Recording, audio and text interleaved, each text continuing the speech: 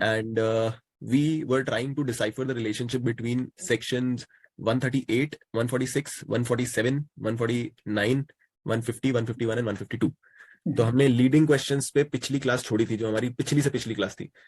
तो वहां पे हमने देखा था कि लीडिंग क्वेश्चंस कौन पूछ सकता है, कब पूछ सकता है, कब रेलेवेंट होते हैं, कब इररेलेवेंट होते हैं. Then we jumped on to some other questions जिनको वैसी ही कैटेगरी में डाला गया है, इररेलेवेंट वाली कैटेगरी में. और वो कौन से हुए? जब आप विदाउट रीजनेबल ग्राउंड्स कुछ पूछते हो, जो आ जाता है सेक्शन 149 में. उसके बाद आप जाते हो इंसल्टिंग एंड अनोइंग क्वेश्चंस पे एंड स्कैंडुलस क्वेश्चंस पे, जो आ जाते हैं 151 एंड 152 में. और अगर आप विदाउट रीजनेबल ग्राउंड्स कोई क्वेश्चन पूछते हो तो उसकी एवज में आपके खिलाफ क्या हो सकता है, वो प्रोसीजर दिया गया 150 में. राइट, हाई कोर्ट या बार काउंसिल आपके खिलाफ जो स्ट्रिक्चर करना चाहे, मिसकंडक्ट की प्रोसीडिंग्स करना चाहे, वो कर सकती है. फिर हमने देखा कि 149, अब जो हमने वो इंपॉर्टेंट चीज देखी, अगर किसी को याद हो, जो हमने रेल बनाई थी 2-3 बार, आगे से पीछे और पीछे से आगे. तो 149 ने हमें कहा था कि आप कोई भी विदाउट रीजनेबल ग्राउंड क्वेश्चन नहीं पूछ सकते. तो हमने पूछा सर कौन से क्वेश्चन हम विदाउट रीजनेबल ग्राउंड नहीं पूछ सकते. तो उन्होंने कहा सेक्शन 148 में जो दे रखे हैं वो वाले क्वेश्चन. तो हम 148 पे गए. 148 में हमने देखा कि इसमें कौन से क्वेश्चन हैं. तो 148 ने बोला वो क्वेश्चंस जो इससे पहले हमने बताए थे. तो हमने चेक किया, अच्छा इससे पहले क्या बताया था, वो 147 में बताया था.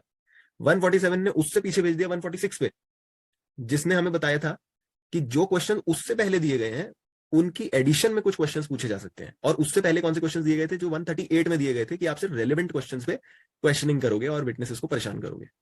और उनके एडिशन में क्या पूछा जा सकता था कि आप वेरासिटी चेक करने के लिए क्वेश्चन पूछ सकते हो, इंजर करने के लिए उसके क्रेडिट को क्वेश्चन पूछ सकते हो, जो उसका पोजीशन इन लाइफ है वो जानने के लिए क्वेश्चन पूछ सकते हो. वो 146 में दिया गया था. तो ऐसे हमने एक चेन क्रिएट करी थी जिसमें हमने 1-2 घंटे बातें करी थी, ताकि हम उसे आगे से left to right and right to left समझ सके. आई होप थोड़ी बहुत रिकलेक्शन हुई होगी, हल्की फुल्की. वो जब आप रीड करोगे तो आपको वापस आ जाएगा, और when you go through the previous lecture again. फिर भी to start with, let me just tell कि हमने किया क्या था कवर, ताकि एक बार थोड़ा सा रिफ्रेश हो जाए, क्योंकि वो एक बार में होने वाला टॉपिक है नहीं. वो जब तक आप उस लेक्चर को, उस सेशन को 4-5 बार नहीं देख लोगे ना, तब तक वो पकड़ में नहीं आएगा, टेक्निकल है. So let me give you a little recap. सबसे पहले हमने सेक्शन देखा था रेलेवेंट.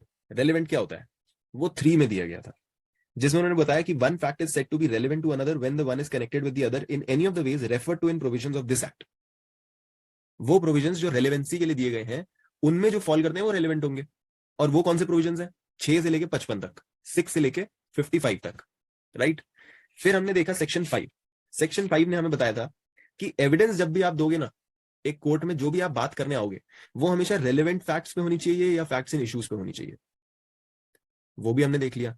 फिर हम यहां से उड़ते हुए गए 138 पे, सेक्शन 138, जहां पे क्रॉस एग्जामिनेशन वगैरह शुरू हो जाती है. सब साथ साथ चल रहे हैं ना मेरे. I can not see anybody on video, so I can not see anybody turning pages and pacing along. फिर हम आए 138 पे. 138 में हमने देखा कि क्रॉस एग्जामिनेशन के लिए क्या लिखा हुआ है. फर्स्ट लाइन के नीचे लिखा हुआ है, the examination and cross examination must relate to relevant facts. पीछे क्या था, आप एविडेंस सिर्फ रेलेवेंट फैक्ट्स पे दे सकते हो, और यहां पे उन्होंने एक एडिशनल बात बोली कि क्रॉस एग्जामिनेशन और एग्जामिनेशन भी सिर्फ रेलेवेंट फैक्ट्स पे कर सकते हो, आगे पीछे नहीं जा सकते, इररेलेवेंट चीजों पे बात नहीं कर सकते. ठीक है, ये हमने 138 में सेकंड पार्ट में देख लिया. उसके बाद हम फिर आगे बढ़े और हमने चेक किया कि 146 क्या कहता है. एक अनोखी सी बात कहता है. 146 कहता है when a witness is cross examined. When a witness is cross examined, witnesses आते हैं ना कोर्ट में, वो लोग अपने सबूत देते हैं, हमें एविडेंस देते हैं, और उनको जब आप क्रॉस एग्जामिन करते हो, याद रखना पीछे क्या बोला, 138 ने बोला एग्जामिनेशन एंड क्रॉस एग्जामिनेशन सिर्फ रेलेवेंट चीजों पे हो सकती है. और फिर 146 कहता है when a witness is cross examined he may in addition to the questions hereinbefore referred. क्या बोला, इससे पहले जो क्वेश्चंस रेफर किए गए हैं उनके साथ साथ क्रॉस एग्जामिनेशन में, नॉट इन एग्जामिनेशन. एग्जामिनेशन में तो आप वही पूछोगे रेलेवेंट फैक्ट, बस अपना केस रखा कोर्ट के सामने और बाय बाय. जब क्रॉस एग्जामिनेशन में आ जाएंगे, क्योंकि अब ये डिफेंस है और डिफेंस कॉरोबोरेट भी करेगा, कॉन्ट्राडिक्ट भी करेगा, उसके लिए 50 चीजें यूज करेगा. तो वो क्या क्या यूज कर सकता है, he may in addition to the questions hereinbefore refer to, माने रेलेवेंट वाली बातें जो थी उनके साथ साथ, इन एडिशन टू दैट वो क्या क्वेश्चन पूछ सकता है, which test his veracity. Which test his veracity की एक्यूरेसी. वेरासिटी का मतलब एक्यूरेसी. भाई अगर मैं उसको बोलूं कि एक मर्डर हुआ, मर्डर में ये बात तो रेलेवेंट है कि जो बंदे खड़े थे उनके बारे में मैं पूछूं, रेलेवेंट बात है. खून गिरा टपका, इस चीज के बारे में पूछूं. या अगर मैं उससे ये पूछूं कि वहां पे स्ट्रीट लाइट जल रही थी या नहीं जल रही थी, ये रेलिवेंट लग रहा है? It's not directly relevant. Directly relevant चीज नहीं है। डायरेक्टली रेलिवेंट क्या होगा? खून, मर्डर एंड ऑल दैट, लोग वो, है ना? या मैं उससे पूछूं आपकी आई साइट कितनी है, मर्डर ट्रायल चल रहा है और मैं बंदे से पूछूं भाई साहब आपकी आई साइट कितनी है, that will fall under this one. उसकी वेरासिटी चेक करो, कितना एक्यूरेट है ये बंदा। आंखें चलती हैं तेरी, तो वो बोले भाई आंखों पे क्यों पूछ रहे हो, मर्डर ट्रायल चल रहा है, आंखों की बात क्यों कर रहे हो? इसलिए कर रहा हूं क्योंकि अगर तेरी आंखें पूरी काम नहीं करती तो उस दिन तूने उसको देखा कैसे अंधेरे में, रात को पहचाना कैसे? तो I can test your veracity, ठीक है? Although this is an irrelevant point, मगर मैं फिर भी उसे यूज कर सकता हूं क्रॉस एग्जामिनेशन में, क्योंकि 146 मुझे वो राइट देता है। 146 का पहला पार्ट। सेकंड पार्ट क्या बोलता है?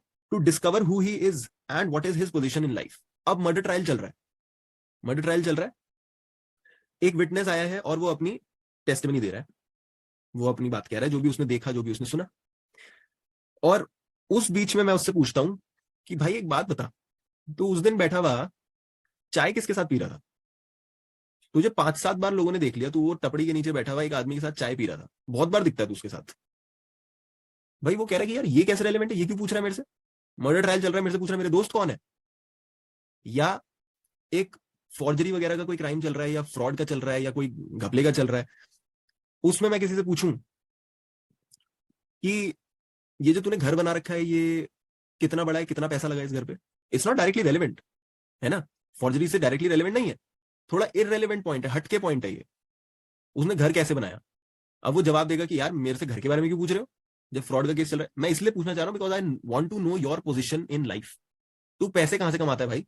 इतना बड़ा घर कैसे बना लिया तूने? तो ये इररेलेवेंट भी मैं पूछ सकता हूँ, ये इररेलेवेंट चीज भी मैं पूछ सकता हूँ, ये भी मुझे अलाउ कर दिया 146 ने। और उसके साथ साथ थर्ड में उसने बोला to shake his credit by injuring his character. मैं उसका कैरेक्टर भी इंजर कर सकता हूं, मैं उस बंदे का कैरेक्टर भी इंजर कर सकता हूं कि इसका तो सर कैरेक्टर ढीला है, ये विटनेस का कैरेक्टर ही ढीला है, ये तो सट्टेबाजी करता है, ये तो दारू पी के इधर उधर घूमता है, ये तो पहले भी डिसऑनेस्टली घपलेबाजी करने के लिए पकड़ा गया है, इसके खिलाफ तो इसके डिपार्टमेंट ने भी 2 बार इंक्वायरी करी है।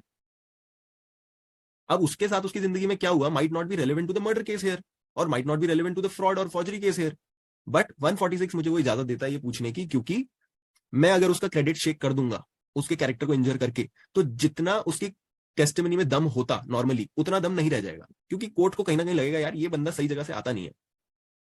और वहीं पे अगर कोई ऐसा बंदा होगा एकदम साफ सुथरा बंदा, बढ़िया बिजनेस कर रहा है, जिसका पूरे समाज में इज्जत है, उसकी टेस्टिमनी को काफी वजन दिया जाएगा, weight will be attached to his testimony because he is someone who is respected in the society.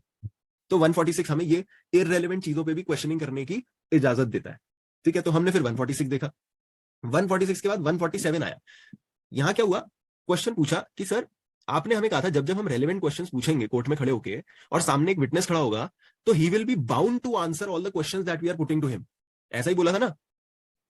132 ने हमें यही बोला था कि भाई witness is not excused from answering any question, चाहे आपके ऊपर पेनल्टी लग जाए, फॉरफीचर लग जाए, या आपका क्रिमिनल ट्रायल हो जाए, उस वजह से आपको कोई भी एप्रीहेंशन हो उस वजह से आप अपने आप को एक्सक्यूज नहीं कर सकते, आपको कंपेल होना पड़ेगा। तो हमने पूछा सर देखो आपने रेलेवेंट के टाइम पे तो बोल दिया था, एग्जामिनेशन के टाइम पे तो बोल दिया था कि वो कंपेल्ड रहेगा, पर क्या क्रॉस एग्जामिनेशन के टाइम पे भी वो कंपेल्ड रहेगा? तो 147 हमें बताता है कि yes, if any such question relates to a matter relevant to the suit or proceeding, the provisions of section 132 shall apply thereto। जब ये 146 वाली चीजें हम पूछेंगे तब भी उसके ऊपर 132 का जो रूल है वो अप्लाई करेगा, and he will be bound to answer, उसको उसका जवाब देना पड़ेगा। चलो यहां पे ये भी क्लैरिटी मिल गई। उसके बाद हम आए 148 पे। अब 148 जो है उसमें क्या बोलता है? If any such question relates to the matter not relevant. अब ये फिर से सच क्वेश्चन कौन सा है भाई?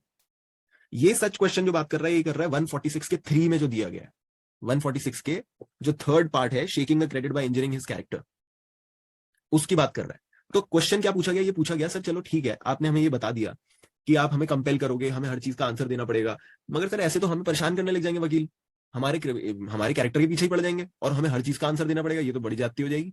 तो कोर्ट ने बोला कि नहीं, हर चीज का आंसर नहीं देना पड़ेगा, आपकी बात सही है। जो कोर्ट में जज बैठा होगा ना, हम उसके ऊपर छोड़ देते हैं कि यार तू बताइयो कि ये क्वेश्चन जाती हो जाएगी या नहीं होगी, वो बताएगा कि ये क्वेश्चन पूछा जाना चाहिए या नहीं पूछा जाना चाहिए। तो जब जब इंजरिंग कैरेक्टर वाली बात आएगी, देखो उसकी लाइन कैसे शुरू हो रही है? If any such question relates to any matter not relevant to the suit or proceeding, वैसे तो नॉट रेलेवेंट है, except in so far as it affects the credit of the witness by injuring his character.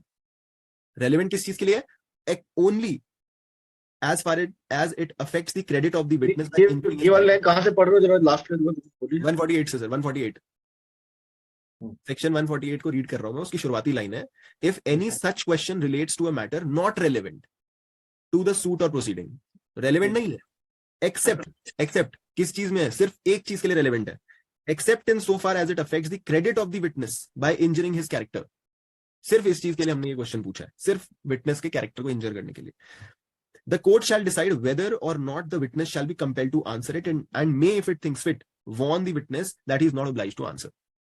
तो यहां पे court decide करेगी कि आपको compel किया जाएगा या नहीं किया जाएगा कैरेक्टर वाले क्वेश्चंस पे। ये हमें 148 से पता चला, और उसमें गाइडलाइंस भी दे दी 4, हमें 148 की 4 गाइडलाइंस भी दे दी, वो भी हमने पढ़ ली थी।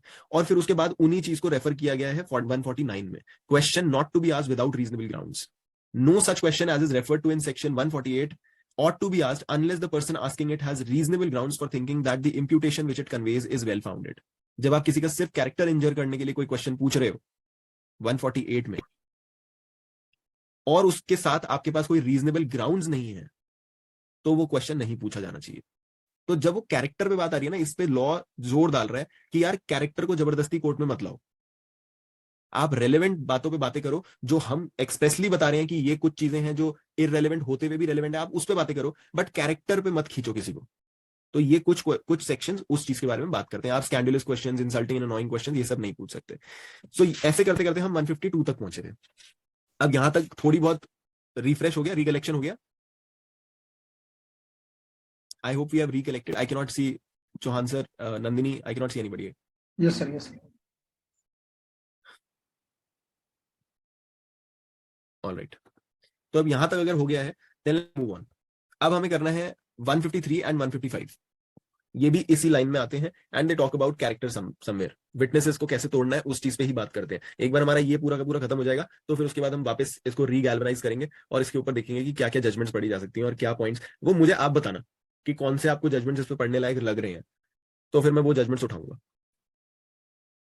ठीक है, let's come to 153।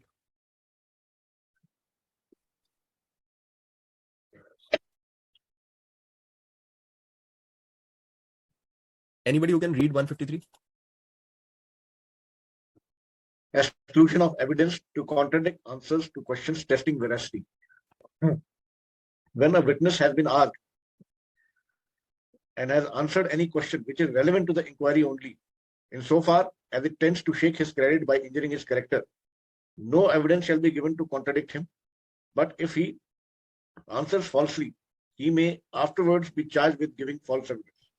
Exception 1. Right sir, बस यहां तक। बस पहले एक बार इसको समझ लेते हैं, यहाँ पे क्या लिखा गया है। अब हम आ गए हैं सेक्शन 153 के ऊपर। ठीक है, इस पे हम पहले भी एक बार डिस्कशन कर चुके हैं। गोपाल सर ने बहुत अच्छी एक प्रैक्टिकल एग्जांपल दिया था। I would request Gopal sir to recollect that and reproduce it for us, so that हमें आज फिर से एक बार उसकी क्लैरिटी मिल जाए। एक बार मैं इसका बस ऊपर ऊपर से इसको समझा देता हूँ, उसके बाद गोपाल सर आप भी इसमें बताना। ठीक है, so now 153, it says exclusion of evidence to contradict answers to questions testing veracity. It says when a witness has been asked and has answered any question which is relevant to the inquiry only in so far as it tends to shake credit by injuring his character. कौन सा question पूछा गया है? पहली important बात, किस तरह का क्वेश्चन पूछा गया है यहाँ पे? भाई वही चल रहा है, वही आदमी खड़ा है कटघरे में, विटनेस जिसकी अभी तक हम बात करते हुए आ रहे हैं, उसी को क्रॉस एग्जामिन कर रहे हैं, कॉन्ट्राडिक्ट कर रहे हैं, इंपीच कर रहे हैं, क्रेडिट रगड़ते हुए आ रहे हैं उसे अच्छे से। अब यहाँ पे थोड़ा थोड़ा लॉ को हमने देखा, लॉ उसको थोड़ा बचाने की कोशिश भी कर रहा है कि यार कैरेक्टर पे नहीं, कैरेक्टर पे छीछा लेदर नहीं करनी, we don't want to bring that into court. ठीक है, बट आप बस इंपीच करके उसे छोड़ सकते हो, क्रेडिट को, कैरेक्टर को इंपीच करके, उसका क्रेडिट इंपीच करके आप उसे छोड़ सकते हो, उसके आगे नहीं जाना। That's what 153 is saying. ठीक है, इंपॉर्टेंट चीज क्या हो रही है, विटनेस कोर्ट के अंदर खड़ा है, उससे एक क्वेश्चन पूछा गया है और उस क्वेश्चन का उसने आंसर भी दिया है, उस क्वेश्चन का उसने आंसर भी दिया है। और वो क्वेश्चन किस बारे में है, क्या बोलता है? Any question which is relevant to the inquiry only in so far as it tends to shake his credit by injuring his character. ये क्वेश्चन रेलिवेंट सिर्फ एक पॉइंट से है, सिर्फ एक चीज के लिए रेलिवेंट है, वो क्या है? Injuring his character. अब हमने पीछे ही हमने देखा कि हमें इतनी परमिशन तो मिल गई थी कि हम किसी के कैरेक्टर को इंपीच कर सकते हैं, उसके क्रेडिट को शेक करने के लिए। कहां पे मिली थी हमें वो परमिशन? कहां पे एविडेंस एक्ट ने वो परमिशन दी थी हमें? कौन से सेक्शन में वो परमिशन दी गई थी? 146 में। 146 में। 146 के 3 में हमें ये परमिशन दी गई थी कि in addition to what you have been permitted to ask under 138, जो क्या था? रेलेवेंट बातें, इन एडिशन टू दैट आप ये सारी चीजें भी पूछ सकते हो, veracity, position in life and credit, shaking credit by injuring character. इसकी परमिशन हमें दे दी गई थी, right? Is that right? Everybody with me? उसके बाद हमने देखा था 148 ने बताया कि इस पे कंपेल किया जाएगा या नहीं किया जाएगा, वो भी हमने देख लिया था। इंजीनियरिंग कैरेक्टर पे एक प्रोटेक्शन दी गई थी कि कंपेल कब किया जाएगा वो कोर्ट डिसाइड करेगी। अब ये 153 एक और प्रोटेक्शन है, one more layer of protection when we are talking about injuring the character of a witness. One more layer of protection is provided. अब वो प्रोटेक्शन किस चीज के लिए दी जा रही है? देखो क्या बोलता है वो आगे, only in so far as it tends to shake his credit by injuring his character, no evidence shall be given to contradict him. जब उसने उस क्वेश्चन का, सवाल का जवाब दे दिया, you will not contradict him. माने अब आप उसकी बात को डिस्प्रूव करने के लिए, कि जो ये कह रहा है उसे डिस्प्रूव करने के लिए अब कोर्ट के अंदर एविडेंस नहीं लाओगे। No evidence shall be brought to the court. आपने उससे उसके कैरेक्टर पे एक सवाल किया, उसने उसका जवाब दिया, and he is a witness. याद रखना, he is a witness, he is not the accused. Accused के कैरेक्टर की बात नहीं हो रही है यहाँ पे, विटनेस के कैरेक्टर की बात हो रही है। वो किसी चीज का एविडेंस देने आया था कोर्ट में, आप उसके कैरेक्टर के पीछे पड़ गए। उसने कैरेक्टर का जवाब दे दिया, जो भी आपने उससे क्वेश्चन पूछा कि आपके पीछे क्या पुलिस पड़ी हुई है, आप क्या वांटेड हो, आप क्या चोरी करते हुए पकड़े गए थे, क्या आपने घपलेबाजी करी थी अपने ऑफिस में, क्या आपके खिलाफ डिपार्टमेंटल प्रोसीडिंग्स हुई थी। आपने ऐसे क्वेश्चंस पूछे, उसके कैरेक्टर पे सवाल उठाते हुए, और उसने कहा नो, ना तो मैंने ना मैं चोरी करते हुए पकड़ा गया था, ना तो मैंने कभी घपलेबाजी करी, ना तो मैं वांटेड हूं, ना मेरी सोसाइटी के लोग मुझे बदमाश कहते हैं, ऐसा कुछ भी नहीं है। तो अब आप इसको इसकी बात को डिस्प्रूव करने के लिए एविडेंस नहीं लाओगे। ये नहीं कि आप वो घपले के लिए पहले बोलोगे सर ठीक है मैं इसके ऑफिस से ना वो लेके आता हूं, देखो 2 विटनेस और लेके आता हूं, ये साबित करने के लिए कि इस बंदे का क्रेडिट नहीं है, इस बंदे का कैरेक्टर खराब है, या फिर मैं इसके सोसाइटी में से 2 बंदे और पकड़ के लाता हूं और कल ही मैं ये प्रूव कर दूंगा उनकी टेस्टिमनी लेके कि इसको तो ये तो वांटेड है, पुलिस वाले इसको ढूंढते रहते हैं। या फिर मैं इसकी सोसाइटी में से 2-3 बंदे लेके आता हूं कल ही, और मैं ये दिखा दूंगा कोर्ट को कि इसको तो सब लोग बदमाश कहते हैं, ताकि कोर्ट ये मान जाए कि इसकी जो टेस्टिमनी है वो क्रेडिट वर्दी नहीं है। आप ये नहीं कर सकते। This is the protection that 153 is giving. ठीक है, अब एक बार फिर से रीड करते हैं। इनके ये वाले सेक्शन हमें बार बार रीड करने हैं, और ये जो सेक्शन हम कर रहे हैं ना इनको बार बार देख लेना, बिकॉज ये अगर हमें समझ आ गया 118 से 165 तो एविडेंस समझ आ गई, और आप कहां पे क्या उठा दोगे कोर्ट में अगला लॉयर समझ भी नहीं पाएगा। अच्छी बात इन प्रोविजंस की ये है कि अगला बंदा जवाब भी नहीं दे पाएगा इन चीजों का, क्योंकि इन्हें समझना अपने आप में as a group of sections is very difficult. तो इन्हें बार बार देखना है। देखो 153 क्या कह रहा है शुरू से, when a witness has been asked and answered any question which is relevant to inquiry only insofar as it tends to shake his credit by injuring his character, no evidence shall be given to contradict him. आप evidence नहीं लाओगे, but if he answers falsely he may afterwards be charged with giving false evidence. बाद में उसके ऊपर false evidence का मुकदमा आप भले ही चला लो, मगर इस केस में आप एविडेंस नहीं लेके आओगे उसके खिलाफ कैरेक्टर को प्रूव करने के लिए। 1 मिनट सर, पहले मैं खत्म कर लेता हूं। अब यहां तक पढ़ के हमें यह समझ आ गया कि हमें कोर्ट मना क्यों कर रही है। कोर्ट मना क्यों कर रही है ये कैरेक्टर के लिए एविडेंस लाने के लिए, कोर्ट हमें मना क्यों कर रही है। 3 वजहें हैं इसकी क्यों मना किया जा रहा है। 1 कि जो केस आपके पास चल रहा है, जो केस जज के सामने चल रहा है, जज को उस केस के मेरिट्स के हिसाब से उस केस को डिसाइड करना है। He does not have to decide the merits of the witnesses, so this becomes foreign to the controversy. जो कंट्रोवर्सी जज के सामने चल रही है भैया उसको उसे सॉल्व करना है। आप उसमें मल्टीप्लिसिटी अगर डालोगे तो उससे क्या होगा, cases will be unduly protracted litigation होगी। हर विटनेस को प्रूव करेंगे हम, तो हर विटनेस का एविडेंस देंगे, ये तो डिले ही करते रहेंगे, वकीलों की तो मौज हो जाएगी। ठीक है, और तीसरी वजह कि आपको हम एक रेमेडी दे रहे हैं।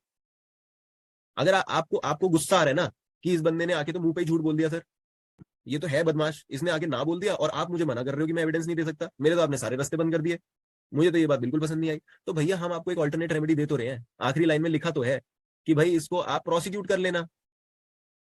अगर आपको लगता है कि इसने झूठ बोला है तो आप इसके खिलाफ अलग से मुकदमा चला लेना, हम वो अलग मुकदमा चलाएंगे और इसको देखेंगे कि इसने झूठ बोला, कोर्ट के सामने ओथ पे झूठ बोला है, तो हम सजा इसको जरूर देंगे। मगर as far as this matter is concerned, आप इस मैटर में इस मैटर के ही मेरिट्स पे बात करो, उल्टी सीधी इधर उधर की दूसरे दूसरे लोगों का के खिलाफ मुकदमे मत चलाओ, उनके कैरेक्टर पे मुकदमा मत चलाओ, उससे हमारी जो लिटिगेशन है वो प्रोट्रैक्ट हो जाएगी।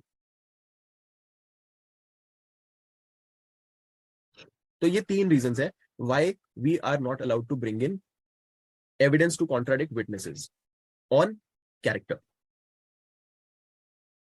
ठीक है, टंडन सर आप कुछ पूछ रहे थे? जरा ऊपर करना स्लाइड को, वो आपने ये क्या था वो, एक एक घपला था, दूसरा क्या वांटेड। अच्छा वांटेड।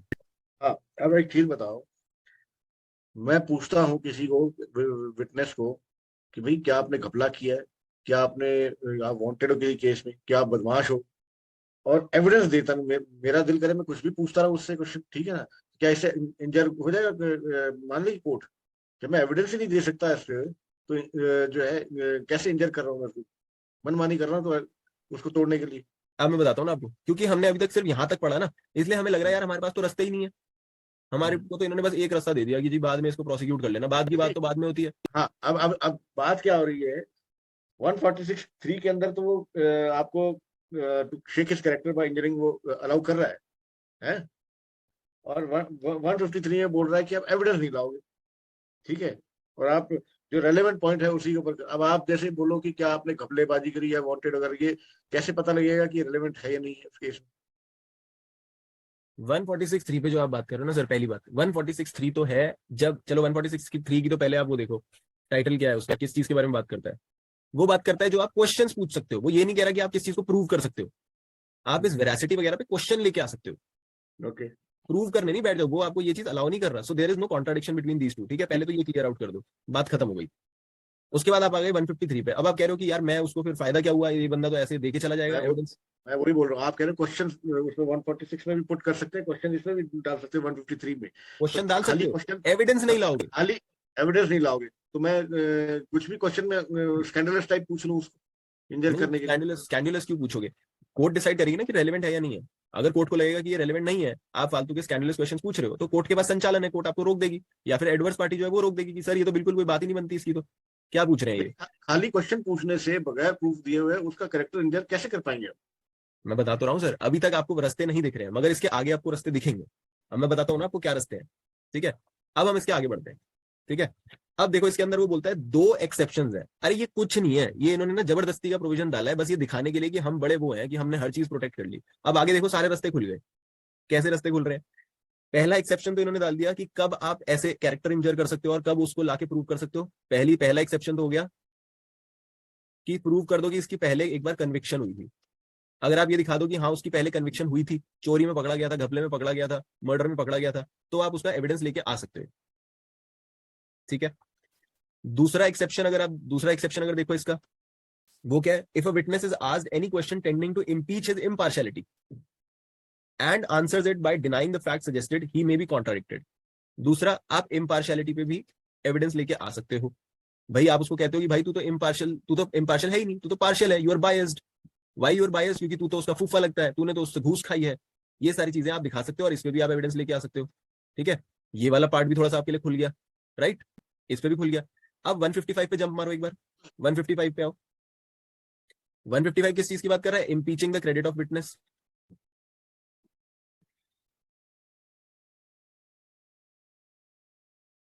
और impeaching the credit of witness में क्या बोल रहा है? The credit of a witness may be impeached in the following ways by the adverse party and with the consent of the court by the party who calls him.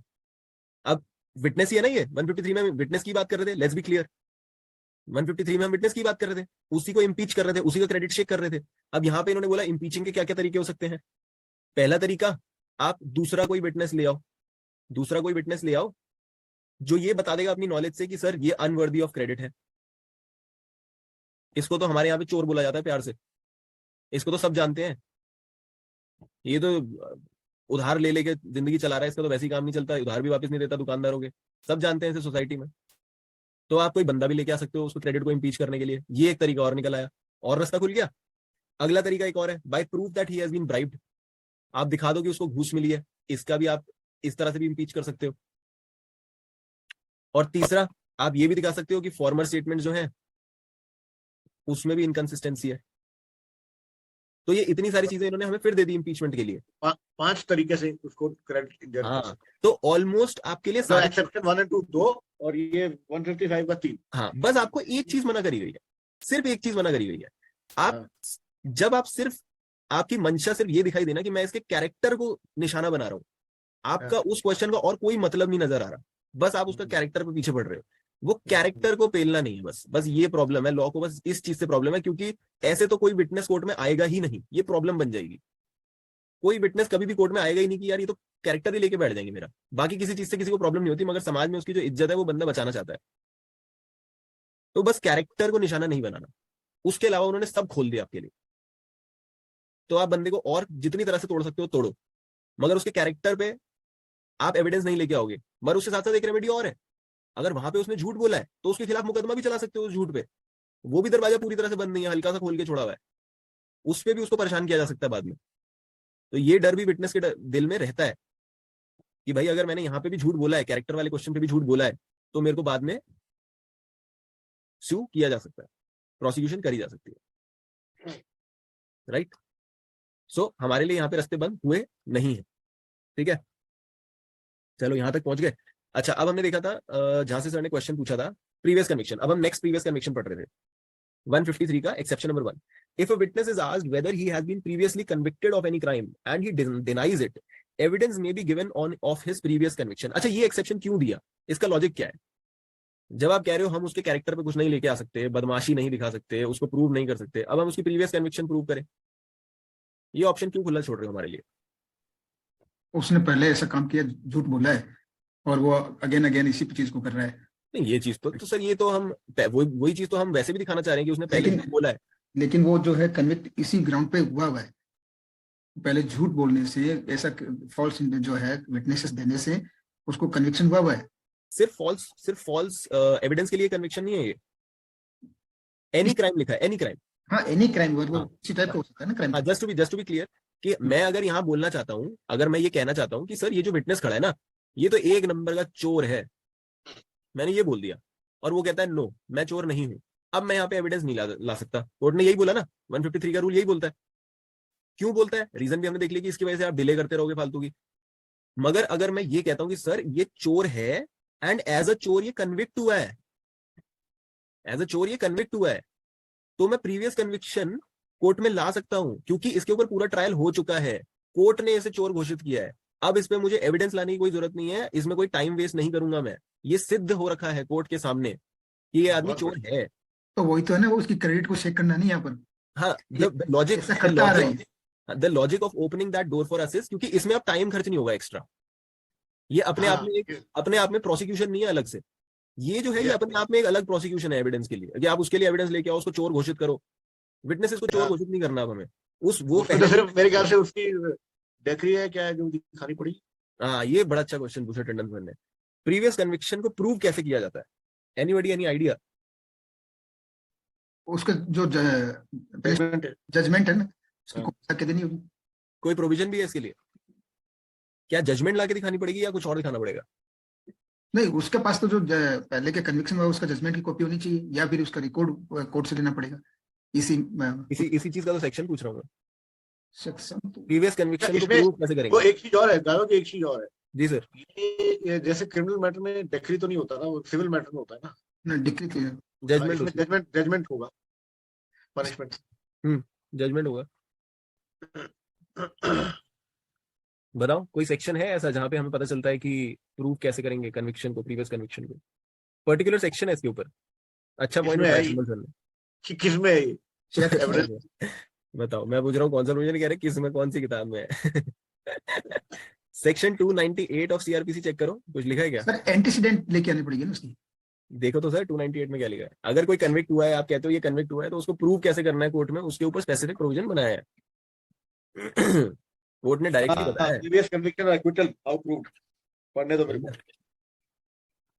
एक बार सब लोग खोल लें किताब, फिर हम रीड करते हैं। Sulakshana ji, I want to see you on video. Nandini, you too please. मैं पढ़ूं? Too many black screens today. हाँ भाई पढ़ूं। एक मिनट सर, बस सब लोग वीडियो पे हो। So please give me 5 minutes time, sir. I'll be there. Sure sure sure, ठीक है। So let's read 298। Tandon sir आप पढ़ रहे हैं? previous conviction or acquittal how proved in any inquiry, trial or other proceeding under this code. A previous conviction or acquittal may be proved in addition to any other mode provided by any law for the time being enforced by an extract certified under the head of officer having the custody of the records of the court in which such conviction or acquittal was held to be a copy of sentence or order. जैसा कि Chauhan sir ने बोला, हाँ, आप sentence या order की copy लेके आ जाओ उस हाँ। कोर्ट से, उस कोर्ट के रिकॉर्ड कीपर से जिस कोर्ट ने इसकी कन्विक्शन होल्ड करी थी। ना पूरे की लानी रहती तुम बाय एन एक्सट्रैक्ट। हाँ ऑब्वियसली, अब पूरा की पूरी फाइल थोड़ी उठा के ले आओगे। सेंटेंस और ऑर्डर, तभी तो बोला उसने, सेंटेंस और ऑर्डर हल्का सा छोटा सा जितना है उतना लाओगे बस। In case of a conviction, either by a certificate signed by the officer in charge of the jail in which the punishment or any part thereof was undergone, or by production of warrant of commitment under which punishment was suffered.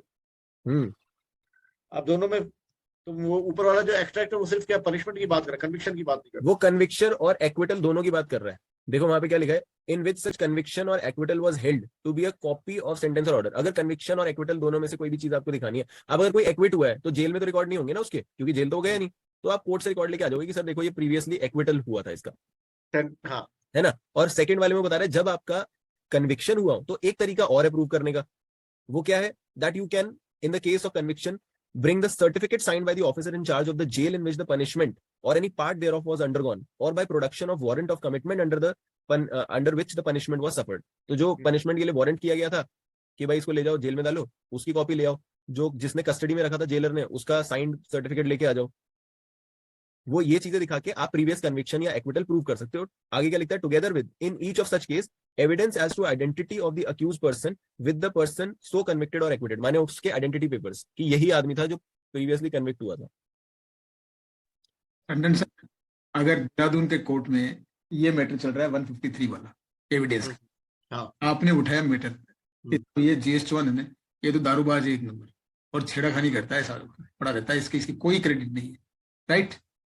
और ये पहले भी एक दो बार तो अंदर होके आया है, आपने उठाया। अब वो कहाँ है, वो जयपुर में रहता है, तो आप कैसे जाओगे उस पेपर को?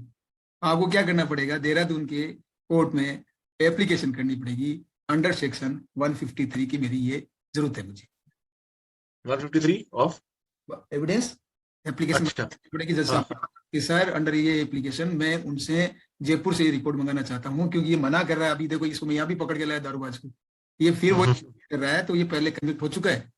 ओके, अब वो बोलेगा अच्छा 153 में एप्लीकेशन आप कोर्ट में लगाओगे, 153 में लगाओगे तो वहां का कोर्ट आपको एक लेटर बना के देगा। अंडर 298 में लिखा है इन एनी इंक्वायरी ट्रायल और प्रोसीडिंग अंडर दिस कोड पहले में।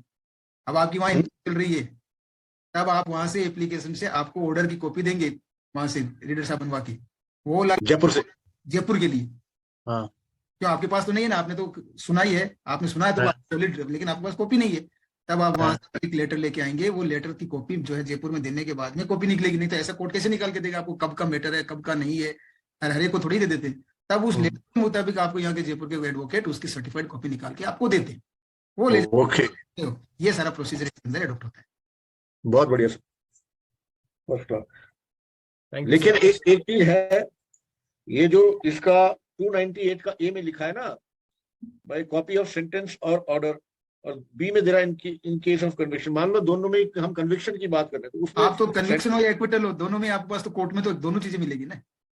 नहीं, वो ठीक है, मैं मान लो थोड़ी देर के लिए कन्विक्शन की बात करता हूँ, तो सेंटेंस या ऑर्डर का एक्सट्रैक्ट दे दो, फिर ये जेल अथॉरिटी का साइन करा हुआ, तो फिर जेल अथॉरिटी के लिए लेटर बनवा देगा। ऑप्शन दे रहा है, मतलब बेसिकली ऑप्शन दे रहा है। या हाँ, कन्विक्शन में आपके पास दोनों ऑप्शन है, आप किससे लेना चाहते हो उससे आपका लेटर बनवा के वहां से कोर्ट से आएगा। दोनों चीजें सफिशिएंट प्रूफ होंगी। ऐसा नहीं कि आप आके जयपुर कोर्ट में बोलोगे साहब एक GS1 बेवड़ा है उसके मुझे दे दीजिए, रोज रोज पकड़ा जाता है, कोई नहीं देने वाला। आपका प्रोसीजर बताया मैंने आपको, इस तरह आएगा। Thank you very much sir, मजा आ गया आपको, आज तो बढ़िया हो गया। अच्छा, दूसरी बात जो इन्होंने अभी ये पूरा 153 का बताया था ना, वो विटनेस की ही बात हम कह रहे हैं। विटनेस की अगर क्रेडिट को आपको करना है कि ये वेरासिटी चेक करनी है, इसकी क्रेडिट तो ऐसी ही है, तब आपको ये एविडेंस लाने की जरूरत नहीं है। अगर ऐसा ही है वो एविडेंस की जरूरत नहीं है, तब कब जरूरत नहीं है, जब आप उसको पूछ रहे हो आप भी दारू वारू पीते हो, अब आप भी यहाँ पड़े रहते हो, इस तरह के क्वेश्चन कर रहे हो, तो कोई एविडेंस की जरूरत नहीं। लेकिन मैं कहता हूँ आगे अरे यार आप तो 2-4 बार हवा खा के आए हो यार उस मामले में, क्यों झूठ बोल रहे हो, तब आपका एक्सेप्शन आ जाता है। ऐसे क्योंकि वहां पे लॉजिक ये है, क्योंकि वहां पे टाइम वेस्ट करने की अब जरूरत नहीं है, जरूरत नहीं है, और उसका आप वहां पे जो एविडेंस देना चाह रहे थे उसके लिए आप फालतू अलग से इस कोर्ट को डिले करोगे। समय खराब करने की कोई जरूरत हाँ, उसकी जरूरत नहीं है। अलग से केस चलाना हो चला लेना, जब आप ये केस नहीं निकाल लोगे लगेगी। ना, तब आप अलग लेकिन केस चला सकते हो। एक चीज है राघव जी, आपने बताया कि उसके लिए 4-5 रास्ते दिए हैं उन्होंने, ठीक है, 153 और 155 में। लेकिन जो आप मतलब वो 4-5 रास्तों को में फिट ना हो और ऐसा कोई क्वेश्चन पूछो आप जिसमें एविडेंस भी नहीं दे सकते, तो खाली वो क्वेश्चन पूछने से क्या उसका कैरेक्टर इंजर्ड हो जाएगा, जज मान लेगा क्या? सवाल ये नहीं होगा, नहीं होगा। वो पांच रास्ते अपनाने पड़ेंगे, उसमें फिट होगा तो आप क्वेश्चन पूछ सकते हो। हाँ, उन पांचों में से आप क्वेश्चन पूछ सकते हो। नॉर्मली आप सिर्फ ऐसे ही कैरेक्टर नहीं उड़ा सकते किसी का। हाँ, तो ये एक और निष्कर्ष है इस चीज का कि आपको क्वेश्चन वैसे बनाओ जो इन 5 में फिट हो जाए, कि एक्सेप्शन 1 और 2 ऑफ 153 और 155 के अंदर एबीसी जो है ना, हाँ जी, इम्पीचमेंट के लिए वो सारी चीजें। 1 2 3 इसमें फिट हो जाए तो, ताकि वो जज को अगर कन्विंस करना पड़े उसकी क्रेडिबिलिटी, तो आप इसका एविडेंस ला सको। बाकी में तो एविडेंस भी नहीं ला सकते। Right. So far with me sir, to answer anything wrong in this जो मैंने बोला? नहीं नहीं, बिल्कुल सही है। लेकिन वो जब आपको इम्पीच वाली जो चीज है, जिस टाइम करते हैं ना, उस टाइम तो इतनी जरूरत नहीं होती, लेकिन जब आपकी बहस होगी ना, अंतिम बहस जिसको बोलते हैं फाइनल, जब फाइनल बहस होती है ना, उस सारी चीजें कोर्ट पूछता भी, आपने पूछा उस, ऐसे तो नॉर्मली इस टाइम इम्पीच करते टाइम, आप क्रेडिट करते टाइम ज्यादा ध्यान भी नहीं देते, लेकिन उस टाइम आपने बहस के टाइम बोला साहब ये तो ऐसा है वैसा है, इसके तो स्वभाव भी ऐसा है, तब वो बोलेंगे, तब ये सारी क्वेश्चन जो आप कह रहे हैं ना काम नहीं आती, उस टाइम काम आते हैं। और ये 5 पॉइंट इन्होंने बताए, उनमें से उनको मैच होनी चाहिए। नहीं तो सर ये जब आप इंजर करोगे और आप कह रहे हो बहस किस में काम है, तो उस समय ऑब्जेक्शन नहीं लेगा कोई? जनरली तो नहीं ले, कोई नहीं देखता है सर। आप पूछे जाओ क्वेश्चन जो पूछना है, नहीं तो कोर्ट को टाइम होता है, नहीं वो नॉर्मली तो ये होता है, लेकिन फिर आप लेकिन कौन सी बहस की सर, फिर आप कौन सी बहस की बात करो? क्रॉस सारी एग्जामिनेशन में आपने ये इस तरह के क्वेश्चन पूछ लिए। टंडन सर, सारी एविडेंस क्लोज होने के बाद में जो है लो पॉइंट पे बहस होती है। अच्छा, दूसरी होती है उसके बाद में, जब लो पॉइंट की फिनिश हो जाती है कि आपके क्या क्या लो पॉइंट है, प्रोसिक्यूशन के क्या थे, आपके क्या है, क्योंकि अब आपकी सेंटेंसिंग की तरफ जा रही हो आप, सब क्लोज हो चुका है एविडेंस। समिंग अप कह रहे हैं। हाँ, उस समय होने के टाइम में, सेंटेंसिंग के टाइम, फिर एक बहस होती है सेंटेंस पे, ज्यादा दी है, कम दी है, सब अकेला ये घर में, कोई कमाने वाला नहीं है, 5 साल नहीं 2 साल कर दो, इस तरह की वो बात, वो अलग है। उससे पहले जो लो पॉइंट पे बहस होती है, उसी टाइम ये सब बातें आप उनको सामने लेके आते हो, सब समरी करके एक लेटर, एक पूरी, तो आपको एक्सप्लेन करना है कोर्ट को उस दिन। इसको बोलते हैं अंतिम बहस, फाइनल बहस। 234 और 35 ऑफ सीआरपीसी चेक कर सकते हो आप, आर्ग्यूमेंट्स की स्टेज देखने के लिए, और जजमेंट सेंटेंस के ऊपर जो बहस होती है उस चीज को देखने के लिए। ठीक है, चलो अभी आगे बढ़ते हैं। We have taken much time on this point. Let me ask you another question now, and everybody please use your mics and please use your chat or anything and try to answer. अब ये जो हम previous conviction दिखा रहे हैं, the previous conviction that we are showing, can this previous conviction be a conviction 30 years old or very old type की conviction? ऐसी previous conviction से भी कोई फर्क पड़ेगा क्या? अगर मैं किसी केस में आके बोलूं कि सर ये जो आदमी यहाँ पे एज अ विटनेस खड़ा हुआ है, ये तो एक बार घूस लेते हुए पकड़ा गया था as a public servant when he had joined service in the police, जब इसने पुलिस सर्विस ज्वाइन करी थी इन 1985, इसको सजा हुई थी और ये 2 साल जेल काट के आया था, कन्विक्शन हुई थी। आज केस चल रहा है 2022 में, क्या ये प्रीवियस कन्विक्शन मेरे काम आएगी 153 के एक्सेप्शन 1 में? आनी चाहिए sir. If it is more than 30 years old conviction, क्या सुलक्षणा जी? ये बहुत पुरानी है तो इसको कंसिडर नहीं करेंगे। अच्छा, टंडन सर कहते हैं यस काम में आएगी, सुलक्षणा जी कहती हैं कि नहीं आएगी बिकॉज ये बहुत पुरानी हो चुकी है। अदर्स? नंदिनी, गोपाल सर? नहीं आएगी सर। अच्छा, गोपाल सर कहते हैं नहीं आएगी। Might be useful. अच्छा, नंदिनी कहती है माइट बी यूजफुल। तो टंडन सर, कोई हृदय परिवर्तन गोपाल सर का आंसर सुनने के बाद? नहीं, मेरे को तो अब आप करेक्ट रीजनिंग बताओगे तो ठीक है, मेरे को तो अभी तक ऐसे ही लग रहा है, क्योंकि आपका ये कुछ लिखा नहीं है ना उसके अंदर प्रीवियस कन्विक्शन में, कोई ये आपके लिए वो कोई ऐसा नहीं लिखा ना कि very old conviction will not be taken to account. आज सर हम बात कर तो रहे थे, हैं? आज हम बात कर तो रहे थे बैठे हुए, कुछ चीजें प्रत्यक्ष होती हैं और कुछ चीजें अप्रत्यक्ष होती हैं। हर चीज बेरा एक्ट में कहाँ लिखी होती है? So previous conviction which is as old as 30 years old will not yield you any benefit because it is no more relevant now. 30 साल पहले किसी के साथ क्या हुआ था, उसने क्या किया था, does not really make a difference now. इसका हमने एक छोटा सा नमूना एक सेक्शन और में भी देखा था, किसी को याद है? भाई ऐसा है, with time people change, people grow up, understood, but can that thing be brought in the proceedings of law? That is the point. जब Of वो course, आपको सीधा of बोल रहा है course. उसमें, प्रोसीडिंग ऑफ लॉ किसके लिए बनी है सर? लोगों के लिए तो बनी है, प्रूडेंट मैन के लिए ही तो बनी है. And as a prudent man won't you apply this logic कि 30 साल पहले की जजमेंट किसी के ऊपर चलनी चाहिए या नहीं चलनी चाहिए? Let's come to section number 148 once. भाई वो तो ऐसा है ना, वो एज अ प्रोसिक्यूशन की तरफ अगर लॉयर हूँ मैं बोलूंगा नहीं चलनी चाहिए सर, मेरे विटनेस की क्रेडिबिलिटी को इम्पीच कर रहे हैं, पर डिफेंस लॉयर मैं तो बोलूंगा नहीं सर. बिल्कुल बोलेंगे, दोनों ही एडवर्स बात बोलेंगे, तभी तो आर्ग्यूमेंट बनेगी और जज साहब फिर डिसाइड करेंगे लॉ के हिसाब से. मगर यहाँ पे सुप्रीम कोर्ट ने डिसाइड किया आर वर्सेस गुलाम मुस्तफा में, आर वर्सेस गुलाम मुस्तफा कि 30 साल पुरानी जजमेंट काम नहीं आएगी. और मैंने कहा सेक्शन 148 एक बार देखो. 148 का सेकंड पॉइंट क्या है, जहां पे कोर्ट को गाइडलाइंस दी गई है ये पता करने के लिए कि witness is obliged to answer or not.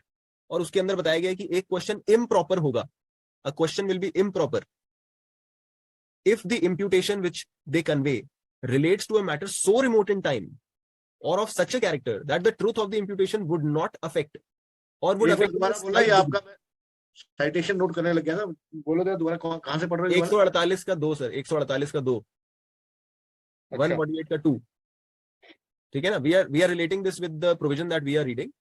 और उसमें बात हो रही है कि क्वेश्चन कौन सा इम्प्रॉपर होगा.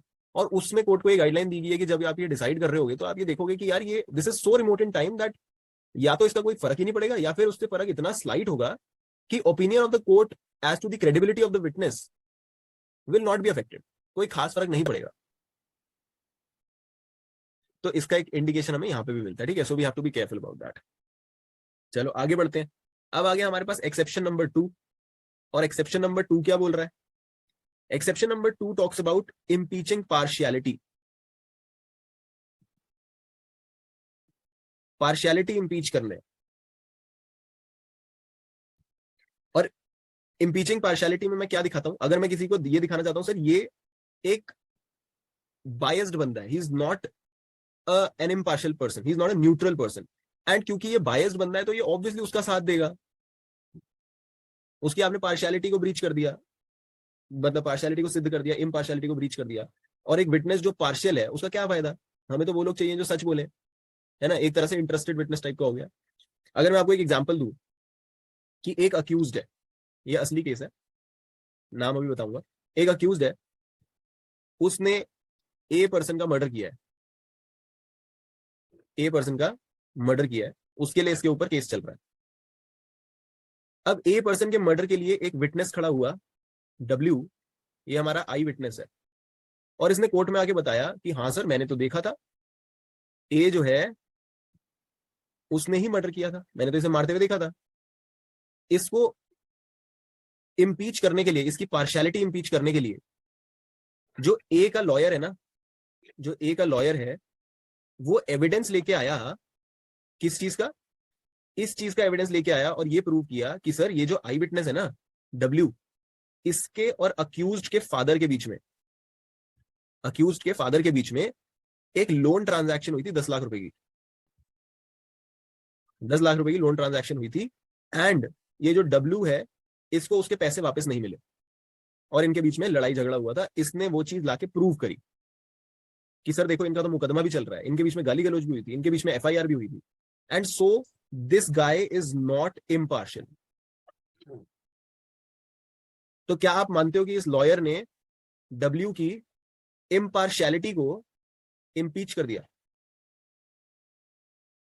Has he impeach the impartiality of the I witness? क्या ये एक्सेप्शन में फॉल कर जाएगा? यस सर, फॉल करेगा. गोपाल सर कहते हैं यस, सुलक्षणा जी कहती हैं यस, राजेश सर को ठंड लग रही है, अभी तक जवाब नहीं आया.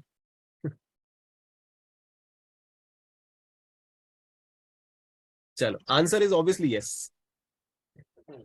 इन दोनों के बीच में रंजिश थी ना, हमने दिखा दिया कि इन दोनों के बीच में रंजिश है। ये जो विटनेस आया है और खड़ा है वो इम्पार्शियल है ही नहीं, ये तो पार्शियल है, उसके खिलाफ इसीलिए दे रहा है ये जो टेस्टिमनी दे रहा है, क्योंकि इन दोनों के बीच में रंजिश है, उसे फंसाना चाहता है। तो now this falls under exception, and ये जो एविडेंस लाके इसने प्रूव किया है कि सर ये इम्पार्शियल है, और उसको कॉन्ट्राडिक्ट करके उसको इम्पीच किया है उसकी इम्पार्शियलिटी को, वो बिल्कुल जायज है। It is within the four walls of law, so this is good in law. लेकिन I have got one point here. Yes sir. तो बंदा डॉक्यूमेंट लाके दिखा दे जिस पे सर्कमस्टेंशियल एविडेंस नहीं होता है, document it speaks for itself. Okay, तो उसमें फिर थोड़ा सा इशू आ जाता है, उसमें इम्पार्शियलिटी इतनी जल्दी बिलीवेबल नहीं होगी। सर इम्पार्शियलिटी बिलीवेबल होगी या नहीं होगी वो तो जज के हाथ में है। हमारे हाँ। सामने क्वेश्चन क्या है कि क्या आप उस इम्पार्शियलिटी को दिखाने के लिए एविडेंस ला सकते हो या नहीं, विटनेस की इम्पार्शियलिटी लाने के लिए। क्योंकि 153 का जनरल रूल क्या है कि विटनेस के आंसर के खिलाफ आप एविडेंस नहीं करोगे, जबरदस्ती का टाइम पास नहीं करोगे कोर्ट में एविडेंस लाके उसके ऊपर। उसमें उन्होंने एक्सेप्शन बनाया कि जब इम्पार्शियलिटी दिखा रहे होगे तब कर सकते हो। उस चीज का ये एग्जांपल है। अब वो इम्पार्शियलिटी कोर्ट मानेगी या नहीं मानेगी वो तो कोर्ट बाद में देखेगी।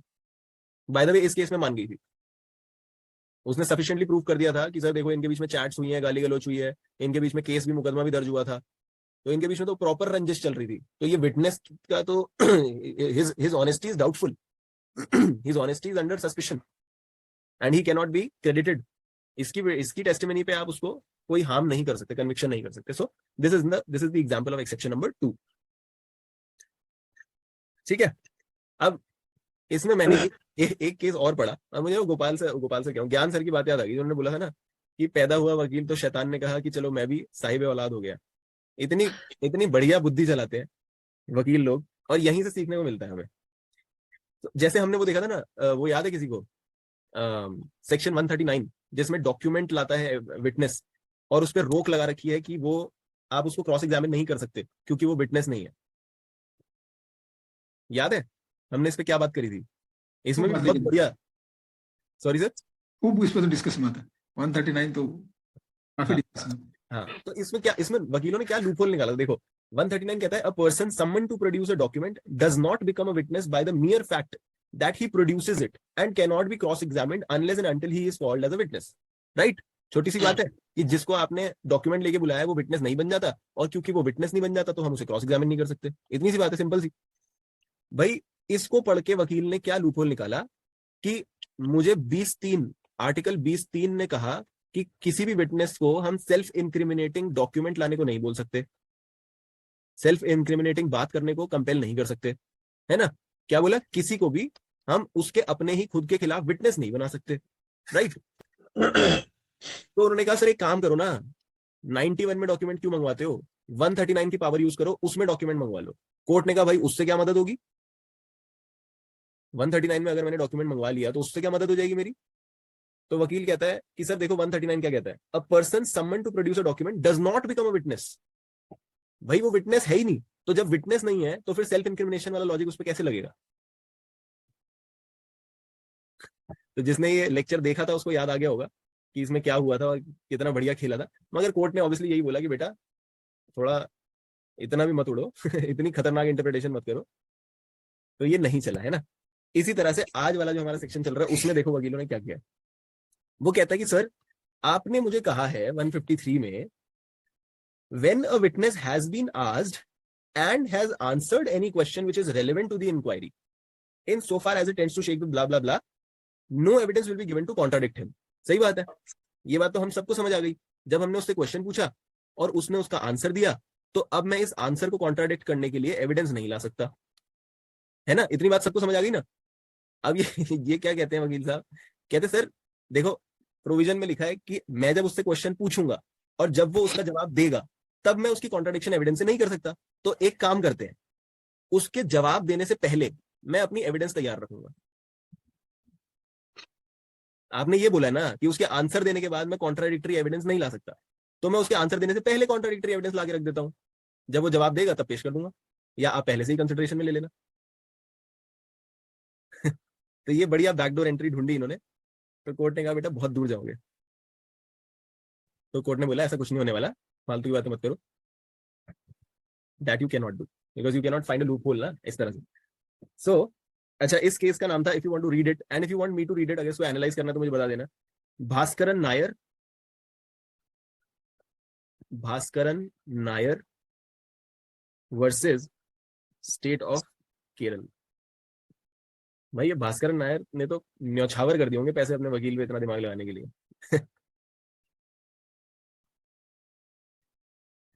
ठीक है, सो इज 153 क्रिस्टल क्लियर सब लोगों को?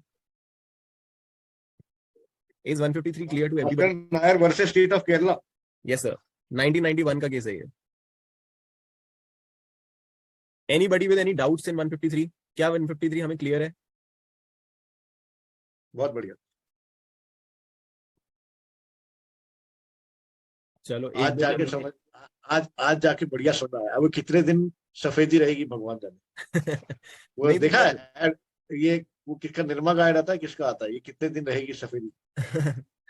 नहीं आप तो बहुत बढ़िया हो, दूसरी क्लास से पहले सारा गायब हो जाता है। नहीं ये तो देखो, बढ़िया समझ ये आता है, याददाश्त नहीं है हमारी। ये वाला सेक्शन, ये वाले सेक्शन 118 के बाद वाले जो हैं, ये मैं आपको बता चुका हूँ। आप इसे रूटीन बना लो कि हमें मतलब हफ्ते में 1-2 बार तो रिवाइज करना ही करना है, नहीं तो ये पकड़ में आने ही नहीं वाले। This has to be done again and again, नहीं तो ये समझ नहीं आने वाले। और एक बार ये समझ आ गया तो you will be super confident in evidence, super confidence. अजीब अजीब से लूप होल ढूंढोगे आप। और सिर्फ यही नहीं, सिर्फ यही नहीं, आप दूसरा लॉ भी जो पढ़ोगे ना, you will be able to look at it with from different dimension. जैसे इन्होंने देखा ना अलग सा डायमेंशन, कि यहाँ पे लिखा कि he will not B a witness, तो मैं इससे 20-3 को काट देता हूँ, क्योंकि वो तो सिर्फ विटनेस पे ही चलता है। उसने बोला कि once I have asked the question and he has answered then I can not give evidence, तो मैं उसके आंसर करने से पहले ही एविडेंस ले आता हूँ। ये डायमेंशन देखने के लिए हमें पहले ये चीजें देखनी जरूरी है, और ये अगर हम देख पाए तो हम वो वाला दिमाग अलग अलग जगहों पे भी चला सकते हैं। सर अगर आपको इसकी जो एविडेंस है गवाह होती है, गवाह वाली फाइल के सारे पेपर पढ़ लोगे तो भी आपको 138 से लेकर जो 154 तक आ रहे हैं आप, या 153 तक आए, उसको कोरिलेट करने बैठ जाओगे खुद ही, यार कौन सा तो आपने क्वेश्चन पूछना था, कौन सा नहीं पूछना था, इन्होंने इस वकील साहब ने क्या पूछा है, और आपको ये फाइल पढ़नी पड़ेगी। हम लोग क्या FIR तक पढ़ के छोड़ देते हैं, प्रॉब्लम ये है। प्लान पढ़ के छोड़ देते हैं। तो पढ़ने की चीज है वो तो आपके बयान, और हम FIR, तो वहां से शुरू होती है। सही बात है, बिल्कुल सही बात है। क्योंकि यहाँ बंदा पढ़ता है इसलिए नहीं क्योंकि उसे लगता है कि यार वेस्ट है, यहाँ पे यूज क्या करेंगे, यहाँ पे यूज करने लायक कुछ है ही नहीं। बट वो यूज तो हम तब समझ पाएंगे ना जब हमें पता होगा कि सेक्शंस कह क्या रहे हैं, तब तो वो ज्ञान सर वाले काम कर पाएंगे हम। विटनेस के बयान तो हमेशा ही सबसे पहले पढ़नी चाहिए, बाद में रिवर्स में जाके पढ़ना, अगर की फाइल में। Right, exactly. चलो let's see the next section now. I hope 153 is now clear. Let's go on to 155। अब हम आ गए 155 पे, एंड 155 बात करता है impeaching the credit of a witness. Impeaching, ये भी बहुत अच्छा सेक्शन है, impeaching the credit of a witness. अच्छा, यहां पे ये कह रहा है impeaching the credit of a witness, और 145 में, सॉरी 146 में इसने कहा था shaking the credit. Impeaching the credit और शेकिंग द क्रेडिट में कोई फर्क है क्या? वहां पे था impeaching the credit, oh sorry वहां पे था शेकिंग द क्रेडिट, यहां पे है इम्पीचिंग द क्रेडिट। यहां से हमें ये दिखाई देता है कि क्रेडिट अगर आपको शेक करना है ना, तो character is not the strongest point. Character को यूज करके you can only shake the credit. यहां पे हमें एक तरह से हमें जो हमारा लेजिस्लेचर है उसकी मंशा दिखाई दे रही है कि वो कैसे किसी के कैरेक्टर को प्रोटेक्ट करके रखना चाहता है। वो ये बताना चाहता है कि यार कैरेक्टर शेक करना कोई बहुत जरूरी और कोई बहुत अच्छी चीज या कोई बहुत स्ट्रॉन्ग टैक्टिक नहीं है। आप कैरेक्टर को इंजर करके सिर्फ शेक कर पाओगे, मगर जो हमने बाकी तरीके दिए हैं उससे आप इम्पीच कर पाओगे। शेक कर पाओगे माने हल्का फुल्का हिला पाओगे, और इम्पीच कर पाओगे मतलब बिल्कुल फाड़ दोगे।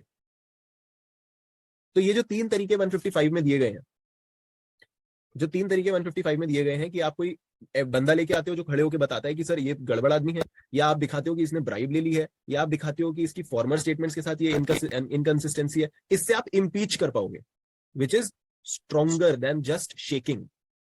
शेकिंग से ज्यादा इम्पीचमेंट, इम्पीच करने का फायदा है। ठीक है, सो पहला पॉइंट ये हो गया, पहला important point we have noted in the title itself. अब हम देखते हैं नेक्स्ट पॉइंट। नेक्स्ट ये कहता है, सेक्शन कह रहा है impeaching the credit of a witness. The credit of a witness may be impeached in the following ways: by the adverse party or with the permission of the court by the party who calls in. तो next important point ये है कि impeaching the credit generally कौन कर सकता है? एक witness का क्रेडिट इम्पीच एडवर्स पार्टी कर सकती है। ऑब्वियसली एडवर्स पार्टी करेगी ना। मैं अपने ही विटनेस को लेके आऊं और अपने ही विटनेस को रगड़ना शुरू कर दूं, वो तो कोई शाबाशी की बात नहीं है। मगर मैं with the permission of the court कर सकता हूं। With the permission of the court मैं ऐसा कर सकता हूं। और वो परमिशन मुझे कब मिलेगी? मैं अपने ही विटनेस को इम्पीच कब कर सकता हूं? जब वो हॉस्टाइल हो जाएगा। जब वो हॉस्टाइल हो जाएगा, एग्जैक्टली। जब मैं उसे कोर्ट से हॉस्टाइल डिक्लेयर करा लूंगा। हॉस्टाइल का मतलब अब मेरे ये हक में नहीं है, मेरे पक्ष में नहीं है अब ये। तो अब मेरे अगर वो पक्ष में नहीं है तो मैं कोर्ट से परमिशन लेके मैं भी इसको इम्पीच कर सकता हूँ कि सर ये देखो, ये उल्टा मेरे ऊपर इसने वो किया था ना, मेरे ऊपर बात करी थी, इसने उल्टी स्टेटमेंट दी थी। Now I want to impeach his credit, I want to impeach his statement. ठीक है। सो दूसरी चीज ये हो गई। तो कौन लोग कर सकते हैं? एडवर्स पार्टी तो कर ही सकती है generally, and with the permission of the court normal दूसरी पार्टी भी कर सकती है जब वो हॉस्टाइल डिक्लेयर करा लेगी। राइट। नाउ कैसे कैसे इम्पीच कर सकते हो? First way to impeach is evidence of person who testify.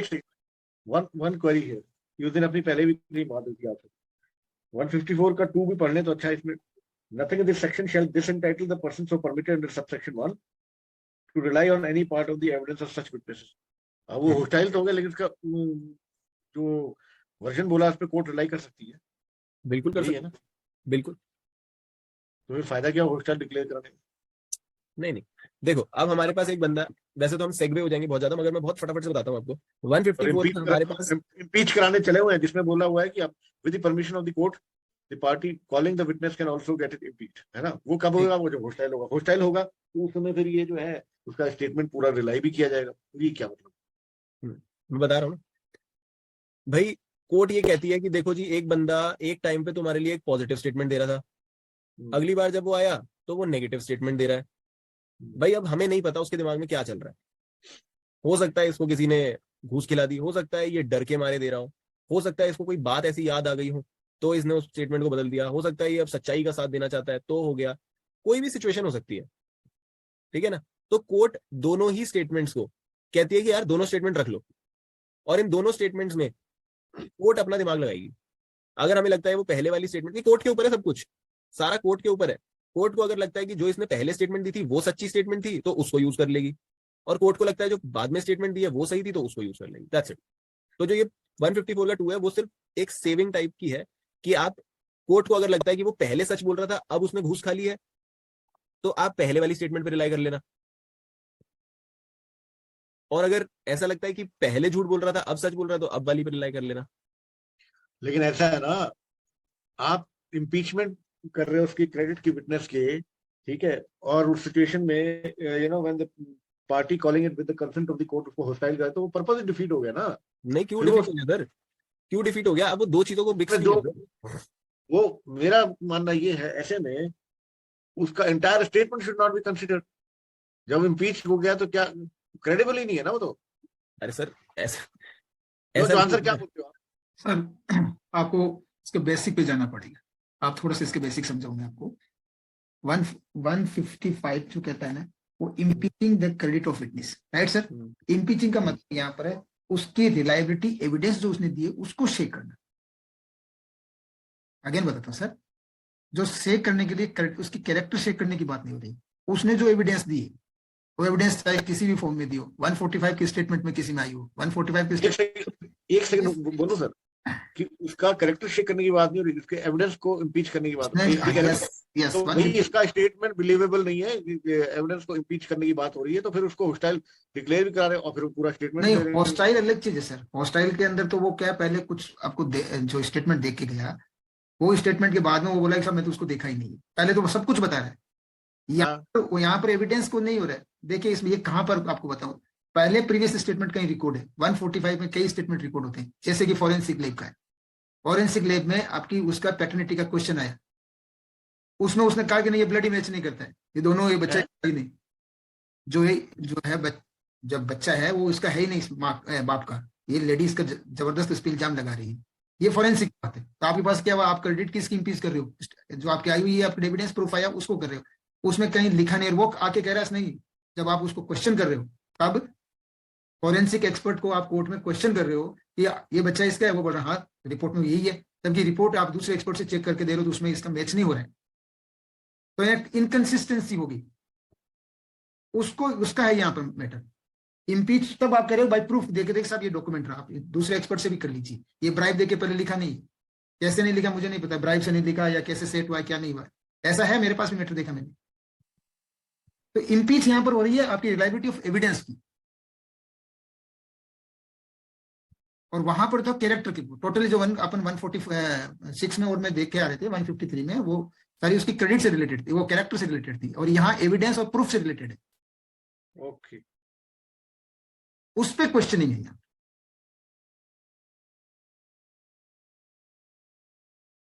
तो 154 में जो है वो क्या 154 में सर पहले वो आई विटनेस था, तब मैंने इसको भागते एविडेंस की बात हो रही ना, वहां हाँ। करेक्ट की बात है, एविडेंस पे हॉस्टाइल हो गया। हाँ वो मैं बताऊं सर, एक बंदा वो है, वो उसको वो कोर्ट में है, पुलिस का प्रोसिक्यूशन का वो है, आके बोला साहब मैं ये आई विटनेस था, इसने भागते हुए देखा था, गोली चली थी तब ये भाग के उसको देखा था, तो प्रोसिक्यूशन का था, प्रोसिक्यूशन ने उसके ले लिया। अब वहां पर उसको 2-5 दिन में वो गैंग ने उसकी गोली रख दी माथे पर, बोला तूने कह तो दिया, देख ले तेरी लाइफ का क्या होना है, उसके गुर्गे पहुंच गए। अब वो जब दोबारा आया तो बोला साहब वो जब मैंने स्टेटमेंट दिया था वो तो मेरे को पुलिस ने जबरदस्ती दिलाया था, मैं तो उस दिन जो है गांव में था ही नहीं, मैं तो मेरी सिस्टर के यहाँ गया हुआ था, ये तो मेरे को जबरदस्ती आई विटनेस बनाया, मेरे को धमकाया था, इसलिए मैंने ये कह के चला गया। अब यहाँ हॉस्टाइल हो रहा है, तो अब उसका पहले वाला स्टेटमेंट आप यूज करना चाहो तो कर लो, लेकिन उसका यूज आप क्या करोगे, वो आगे जाके तो कुछ ये कहना कि मैं था ही नहीं, ये है हॉस्टाइल। तो मैं वही तो बोल रहा हूँ, मतलब टोटली चेंज होना, एविडेंस हॉस्टाइल हो गया, हॉस्टाइल हो गया। अब इसका ये जो 154 है, इसका एक्चुअल में देखा जाए तो मेरे को लग रहा है 155 से कनेक्टेड है, क्योंकि नहीं 155 से नहीं सर, 155 में प्रूफ और एविडेंस जो आपने दी है उसमें कोई अगर ऐसी बात आपको लग रही है जिससे आप ये प्रूव कर सकते हो कोर्ट की कंसेंट लेके साहब इनकी ये जो एविडेंस दी गई है वो एविडेंस सही नहीं है, मैं उसको इम्पीच करना चाहता हूँ, तो इम्पीच करने के लिए आपको क्या चाहिए सर, इम्पीच करने के लिए आपको डॉक्यूमेंट चाहिए पहले वाला, ये सारा का सारा 155 जो है बेस है 145 पे, आपके पास प्रीवियस डॉक्यूमेंट या प्रीवियस स्टेटमेंट होना चाहिए, अभी तो इम्पीच करोगे ना सर, एविडेंस को या विटनेस को आपको करना है यहाँ पे प्रूफ से। Sir Tandon sir and Gopal sir, I would say that पहले जो हम कर रहे हैं उसको खत्म करते हैं, क्योंकि वो सेगवे हो जाएगा, आपको अभी समझ आएगा नहीं, लेट्स कम टू 154 लेटर, जब हम उसको डेप्थ में जाएंगे ना तब समझ आएगा वो, फिर आप कर पाओगे, जो भी चल रहा है उसका फ्लो नहीं तोड़ते, ठीक है। So now we were at 155 में इम्पीचमेंट के आपको तरीके दिए गए हैं, और इम्पीचमेंट में पहला तरीका है by the evidence of persons who testify that they believe the witness from their knowledge of the witness to be unworthy of credit। आप दूसरा एक बंदा लेके आते हो और ये दिखाते हो कि सर ये बंदा आके बताएगा आपको कि ये आदमी सही में एक बदमाश है, इसको सब चोर के नाम से जानते हैं, छोटा डॉन के नाम से जानते हैं, वांटेड है ये, तो आप किसी और आदमी को ला सकते हो और ये दिखा सकते हो उसकी नॉलेज से कि अगला बंदा जो सामने आके खड़ा हुआ है ही इज नॉट क्रेडिट वर्दी। अच्छा, यहां पे वर्ड यूज किया गया है believe, that they believe him to be so. तो मेरा क्वेश्चन ये है कि जब मैं ऐसा विटनेस लेके आऊंगा जो दूसरे विटनेस को काटेगा, क्या इस विटनेस को यहां कोर्ट में आके प्रूव करना है कि जिसके बारे में मैं जो कह रहा हूं वो सच कह रहा हूं, सत्य कह रहा हूं, बिल्कुल सही कह रहा हूं, और he just has to state his knowledge?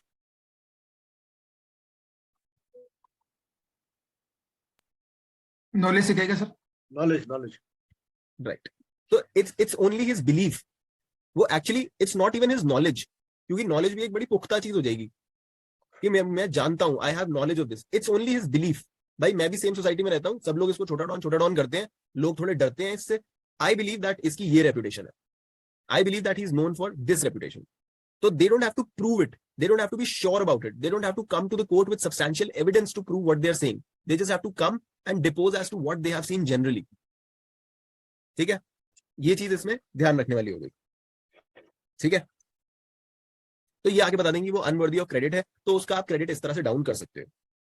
अच्छा एक बात बताओ, यहाँ पे क्या हमें बंदे की जिसके खिलाफ हम विटनेस लेके आए हैं और बता रहे हैं कि सर ऐसा ऐसा है, इसको तो ऐसे ऐसे जाना जाता है, क्या हमें इसकी जनरल रेप्यूटेशन दिखानी है, जनरल रेप्यूट एंड डिस्पोजिशन दिखानी है, या फिर एविडेंस एक्ट हमसे मांगता है कि हम इसकी कोई स्पेसिफिक रेप्यूटेशन, स्पेसिफिक जगह पे, स्पेसिफिक काम के लिए स्पेसिफिक रेप्यूटेशन या डिस्पोजिशन दिखाएं?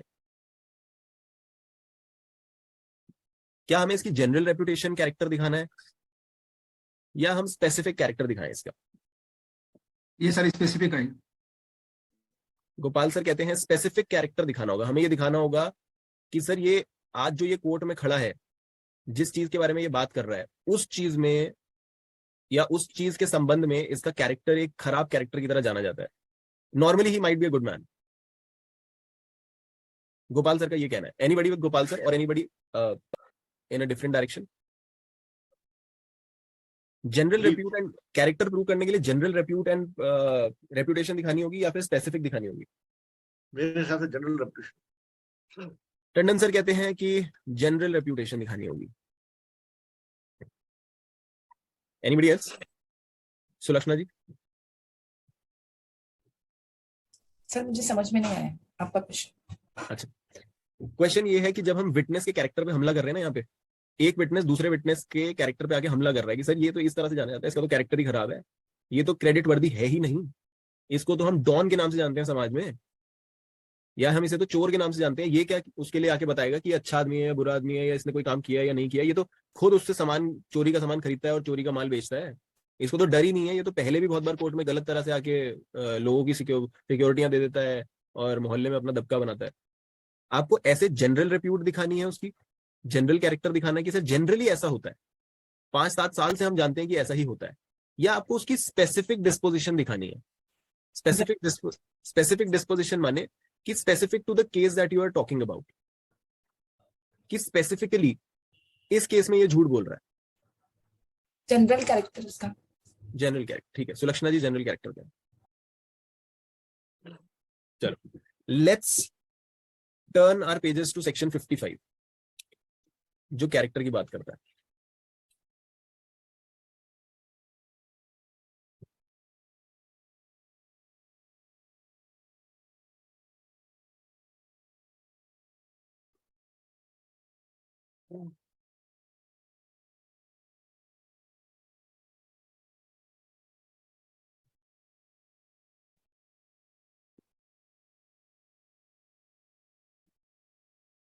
सेक्शन 55 की एक्सप्लेनेशन कहती है in sections 52, 53, 54 and 55 the word character includes both reputation and disposition. किसमें 55 की explanation, in sections 52, 53, 54, 55 the word character includes both reputation and disposition, but except as provided in 54 evidence may be given only of general reputation and general disposition। जब आप किसी के character की बात कर रहे हो, आपको जनरल रेप्यूटेशन दिखानी है, जनरल डिस्पोजिशन दिखानी है, and not of particular acts by which the reputation और डिस्पोजिशन वर शोन। आपको पर्टिकुलर एक्ट्स नहीं दिखानी कि सर देखो उस दिन तो ये चोरी कर रहा था, इसलिए हम मान सकते हैं कि इस आदमी का कैरेक्टर खराब है, इस चोरी के केस में इसकी बात नहीं मानी जा सकती। ये स्पेसिफिक रेप्यूटेशन, जनरली इसको छोटा डॉन माना जाता है, जनरली इसको चोर के नाम से ही जाना जाता है, तो जनरल रेप्यूटेशन एंड डिस्पोजिशन दिखानी है आपको। अच्छा 54 की एक्सप्लेनेशन 2 भी देखना एक बार, जो हमने प्रीवियस कन्विक्शन वाली बात करी थी उसको ये सपोर्ट करता है। A previous conviction is relevant as the evidence of bad character. किसी का बैड कैरेक्टर दिखा रहे हो गए तो प्रीवियस कन्विक्शन दिखाना वुड बी रेलेवेंट, ठीक है। अच्छा एक और सेक्शन है, section number 14, anybody remembers what is it about? Section number 14 of Evidence Act.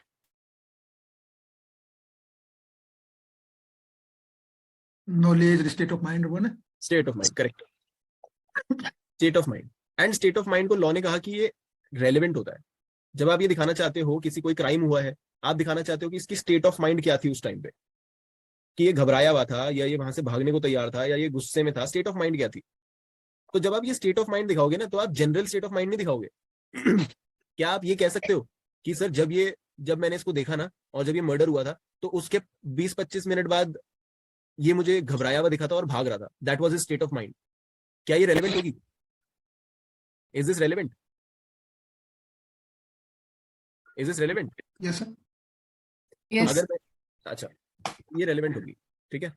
मगर अगर मैं ये कहना चाहूं कि सर मैंने इसको जनरली देखा, ये घबराया घबराया ही घूमता है, जनरली इसकी स्टेट ऑफ माइंड है घबराया सा घूमता है, ये एंजाइटी में घूमता रहता है,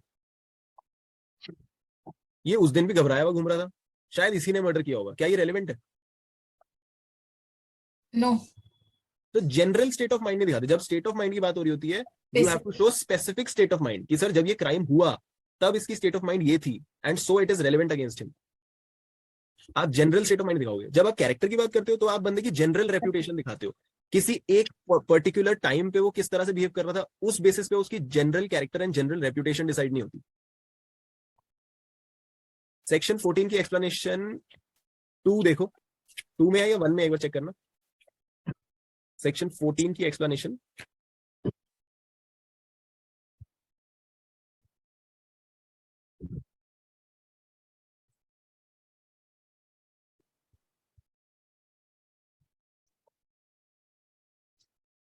explanation 1, section 14 of the evidence act की explanation 1, it says a fact relevant as showing the existence of relevant state of mind must show that the state of mind exists not generally but in reference to a particular matter in question.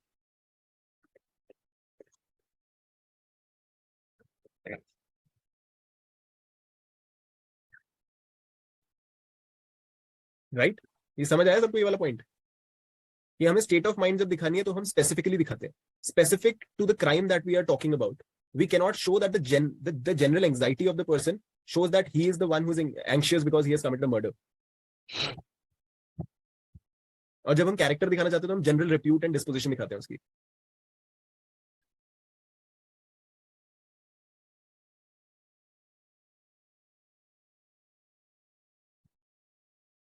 काफी सारी चीजें हमने एक साथ connect कर दी यहाँ पे.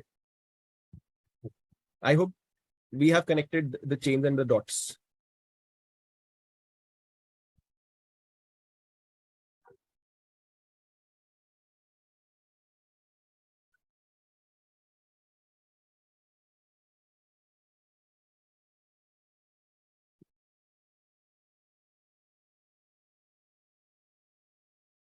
चलो लेट्स गो अहेड विद 155.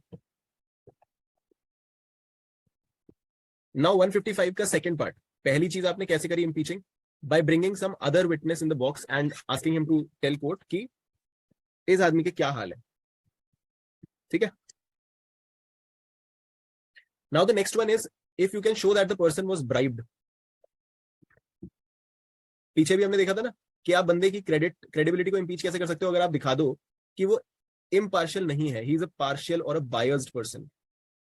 अगर आपने ये दिखा दिया कि इसने किसी से घूस खा रखी है तो obviously he is not impartial, he is gonna help the person that he has taken money from as bribe. Right? अगर हम वो दिखा देते हैं तो he is not credit worthy of course. इसमें तो किसी को कोई प्रॉब्लम नहीं होनी चाहिए. I hope this is clear. Alright. तो मेरा एक क्वेश्चन है इसके ऊपर. अगर एक विटनेस कोर्ट में खड़ा है, A is a witness and he is in the court in the witness box and he is saying that he had seen B murdering C. ठीक है. A ने कहा कि मैंने B को देखा C को मर्डर करते हुए, इसका मर्डर हुआ है. ठीक है. अब जो C का लॉयर है, जो C का सॉरी A ने बोला कि B ने C का मर्डर किया है, B के खिलाफ बोल रहा है. ठीक है. और बी का जो लॉयर है वो कहता है कि सर ए इसलिए उसके खिलाफ बोल रहा है क्योंकि ए ने पैसा खा रखा है, घूस खा रखी है, ये स्टेटमेंट देने के लिए घूस खाई है. तो क्या ये रेलेवेंट होगा उसकी क्रेडिबिलिटी को इम्पीच करने के लिए? Yes. यस. ठीक है. यस. अब अगर कोई कहे कि सर ये ए जो है ये झूठ बोल रहा है और मैं इसकी क्रेडिबिलिटी जो है वो क्रेडिबिलिटी पूरी नहीं है because he has been offered bribe. देखो सर मैं इसका आपको एविडेंस भी दे सकता हूं. he has been offered bribe. क्या ये रेलेवेंट होगा उसको इम्पीच करने के लिए? Yes. क्रेडिबिलिटी इम्पीच हो जाएगी. Yes sir. अब ये बात ध्यान से सुनने वाली थी. उसको ब्राइब सिर्फ ऑफर हुई है, ऊपर वाले एग्जांपल में उसने ब्राइब ली है, हमने ये प्रूव किया। यहाँ पे हम सिर्फ ये दिखा रहे हैं कि हैज बीन ऑफर्ड ब्राइब। सिर्फ ब्राइब हैज बीन ऑफर्ड से उसकी क्रेडिबिलिटी को इम्पीच नहीं किया जा सकता। नहीं, sorry, has accepted the bribe. Yes, sorry, यहाँ पर ब्राइब को एक्सेप्टेंस है। राइट। तो जो पॉइंट नंबर 2 है वो कहता है by prove that the witness has been bribed or has accepted the offer of a bribe or has received any other corrupt inducement to give his evidence, not just that he has been offered but that he has also accepted it, तब जाके वो impeach होगा। Point clear? Nandini looks confused. Clear? पक्का? Okay, alright. Case का नाम है Bhogilal versus royal insurance. लिख भोगीलाल, दो भाई, भोगीलाल। बड़ा बड़ा लिख रही है, लिख दिया sir. Bhogilal versus royal insurance. The next point,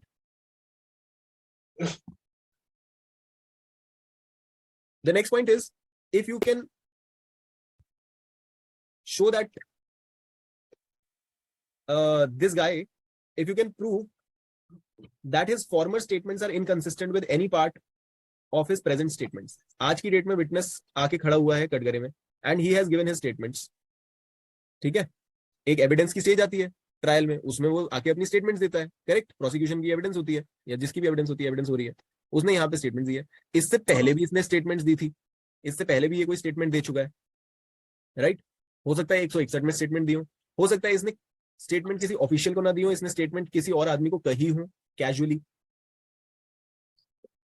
अगर पहले इसने कुछ और कहा था और अब ये कुछ और कह रहा है, इन दोनों के बीच में डिफरेंस है, कॉन्ट्राडिक्शन है, तो क्या इससे इसकी क्रेडिबिलिटी इंपीच हो जाती है? क्या इसकी क्रेडिबिलिटी कम हो जाती है कोर्ट में? पहले एक बात कह रहा था, आज थोड़ी सी अलग बात कह रहा है, क्या इससे क्रेडिबिलिटी इंपीच हो जाती है?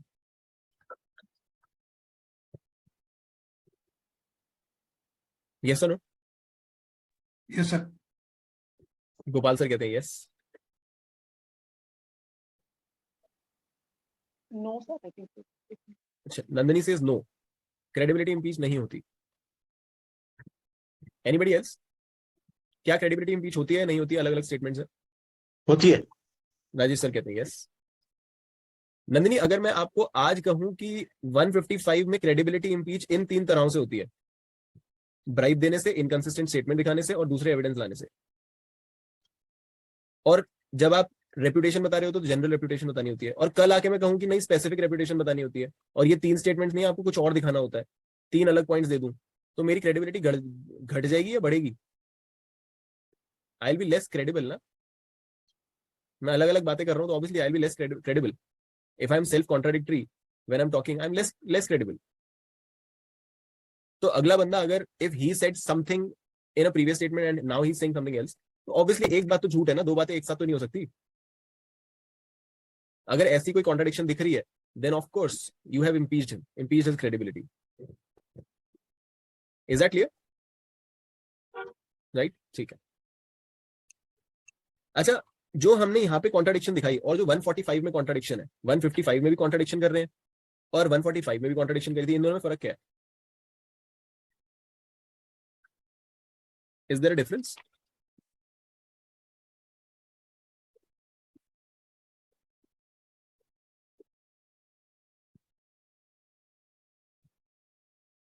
Is there a difference between 145 की contradiction and 155 की contradiction?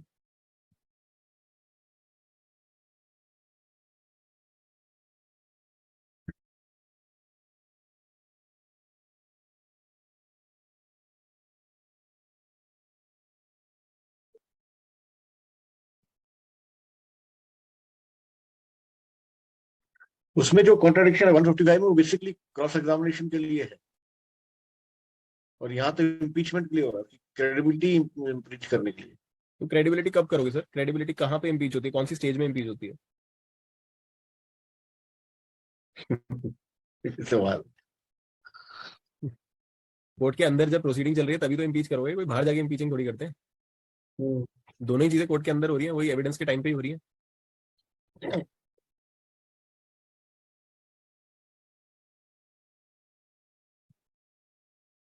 145 में there is previous statement in writing, specifically when the statements are in writing or have been reduced to writing. क्या ये दिखाई दे रहा है हमें 145 में, राइट?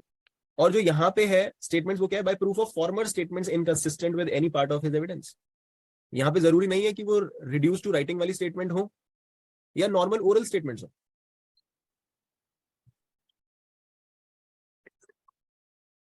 इसकी इलस्ट्रेशन देख के हमें समझ आ जाएगी ये कौन से, किस तरह की कॉन्ट्रडिक्शन की बात कर रहा है. A, illustration A is what I am reading now. Illustration A कहती है A sues B for price of goods sold. A ने बी पे मुकदमा किया है कि मैंने आपको कुछ सामान दिया था. I had given you some goods. A sues B for the price of goods sold and delivered to B. और वो बी को कह रहा है भाई मुझे पैसे दे दे. Price of these goods. He has sued B. ठीक है. Now C is a witness. C इस केस में विटनेस है. C says that he delivered the goods to B. C आता है A की तरफ से. C आता है A की तरफ से और कहता है कि सर हाँ मैं इस चीज का विटनेस हूं कि A ने B को गुड्स दिए थे. ठीक है. B ने ये कहा होगा कि सर मुझे तो गुड्स ही नहीं मिले, मैं पैसे क्यों दूं इसको, किस बात के पैसे दूं. C ने आके एज अ विटनेस ये बोला कि सर A ने B को गुड्स दिए थे. I am a witness. Now evidence is offered to show that on a previous occasion, कौन एविडेंस ला रहा है? B. B एविडेंस लेके आ रहा है टू शो, क्या दिखाने के लिए कि sir on a previous occasion, पहले कभी C ने कहा था, C had said that he had not delivered the goods to B.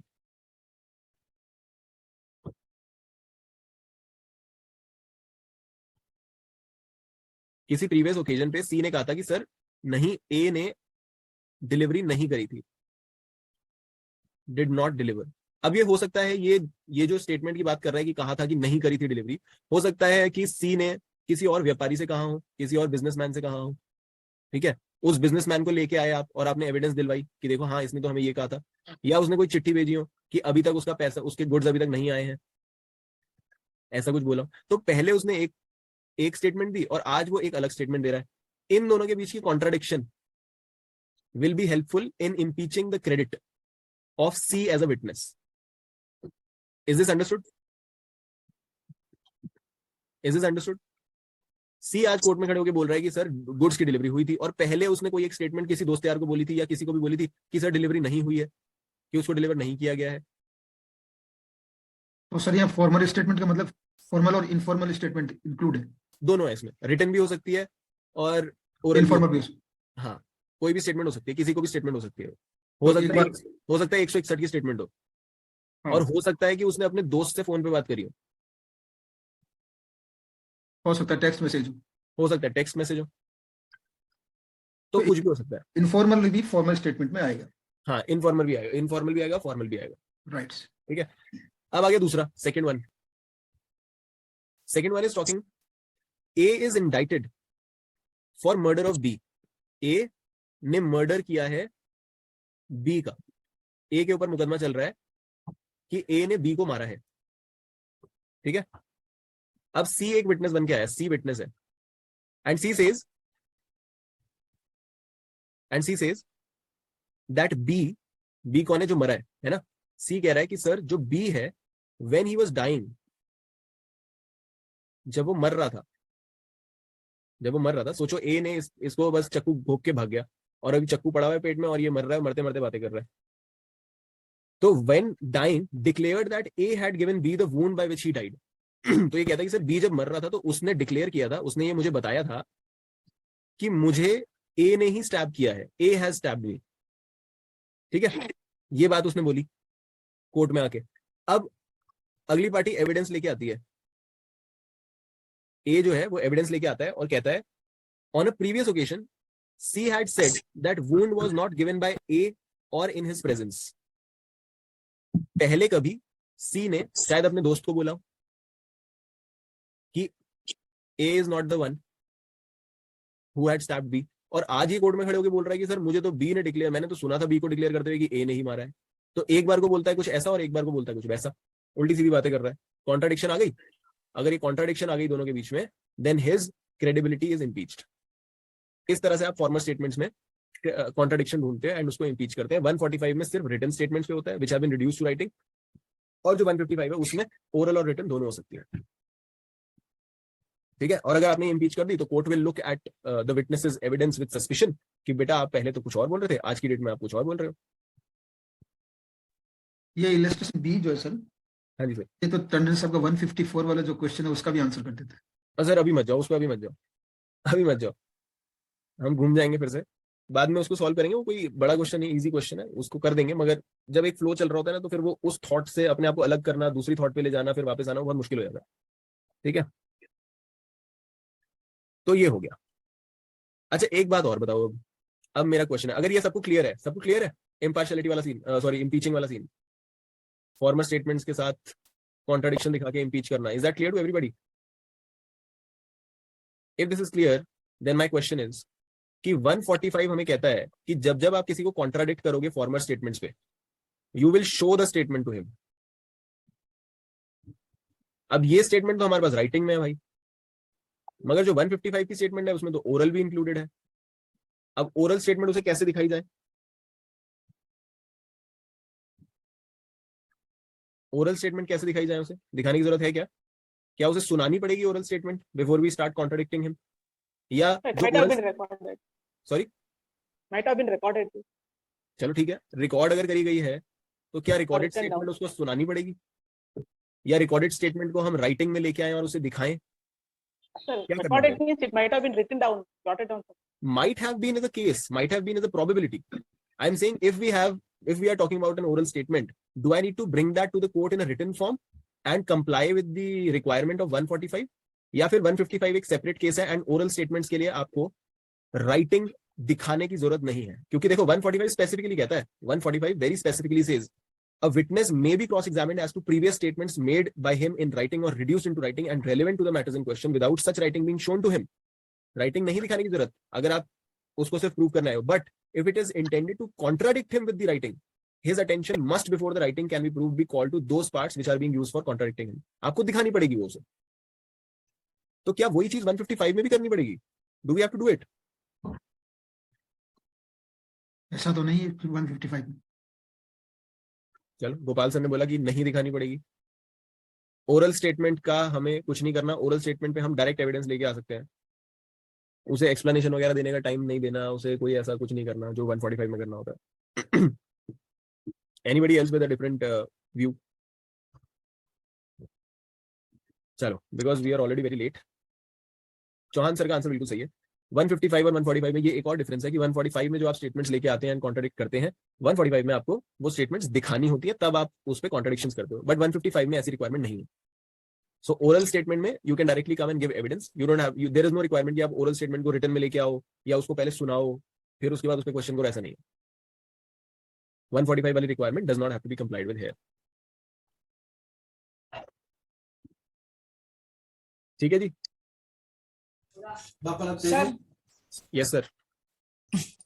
Sir कल ना मैं DRT में गई थी, तो वहां पे एक एडवोकेट ने COD मतलब कंपाइलेशन ऑफ डॉक्यूमेंट प्रोड्यूस किए थे। उसमें उसने कुछ एक डॉक्यूमेंट है ना, अर्लियर डॉक्यूमेंट से कॉन्ट्राडिक्टरी प्रोड्यूस किया था। ठीक है। तो कोर्ट ने बोला कि आपने ऐसा क्यों किया, तो उसके लिए एक्सप्लेनेशन में उसको एफिडेविट फाइल करने के लिए बोला था। वो किसके अंदर आएगा? ये क्या था?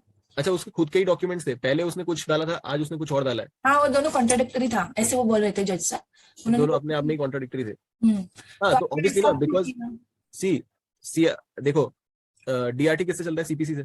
हाँ, और CPC क्या बोलता है कि आप एक बार जब अपनी प्लीडिंग्स कर दोगे तो अमेंडमेंट्स नहीं कर सकते। अच्छा, करेक्ट, अमेंडमेंट्स नहीं कर सकते ना आप। Amendment you can do until and unless, जब तक वो हियरिंग वेयरिंग हो जाती है, एविडेंस हो जाता है ना, सेटलमेंट ऑफ इश्यूज तक, वहां तक कर सकते हैं, उसके बाद नहीं कर सकते। एविडेंस था। Order 6 rule 17, order 6 rule 17 of CPC, it talks about amendments, when can amendments be done and when can not be done. तो ऑब्वियसली अगर आप अपनी प्लीडिंग्स में कुछ चेंज कर रहे हो तो कोर्ट कैन क्वेश्चन इट, क्योंकि एक बार करोगे ना प्लीडिंग, बार बार चेंज थोड़ी करते रहोगे। ये सर एविडेंस की डॉक्यूमेंट थे, एविडेंस था, कंपाइलेशन ऑफ डॉक्यूमेंट थे। हाँ, तो डॉक्यूमेंट ही सही, वो वाली डॉक्यूमेंट हो, जैसी भी डॉक्यूमेंट हो, आप अमेंडमेंट्स तो ऐसे नहीं कर सकते ना। कोर्ट तो आपको क्वेश्चन करेगी, एक बार कुछ बोल रहे हो, बाद में कुछ और बोल रहे हो। तो उनको एफिडेविट फाइल करने के लिए बोला with explanation.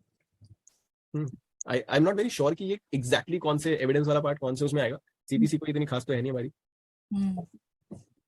Okay thank you. But हाँ obviously it seems logical, sounds logical कि आप पहले कुछ और लेके आए हो बाद में कुछ और लाए हो, तो कोर्ट विल क्वेश्चन ऑब्वियसली, है ना। अब किसी डीआरटी वाले को ढूंढना पड़ेगा इसका एग्जैक्ट आंसर देने के लिए। चलो, सो ये वाली बात सबको क्लियर होगी। 145 में जो हमें स्टेटमेंट दिखानी होती है that is not a compulsion in 155, ठीक है। नाउ एक क्वेश्चन और, मैंने एक स्टेटमेंट दी, मैंने आज स्टेटमेंट दी कि सर मैंने देखा था कि जब मैं उस रूम में घुसा तो ए बी के ऊपर चढ़ के बैठा था और बी को घपाघप नाइफ से मार रहा था, ठीक है, उसके ऊपर प्रहार कर रहा था। और ये मैंने अपनी 161 की स्टेटमेंट में बोला है, ठीक है। अब मैं जब एविडेंस में आता हूं तो मैं बोलता हूं कि सर मैंने देखा था कि ए और सी दोनों बी के ऊपर चढ़े हुए थे और उसको मार रहे थे, राइट। क्या यहां पे कॉन्ट्राडिक्शन हो गई?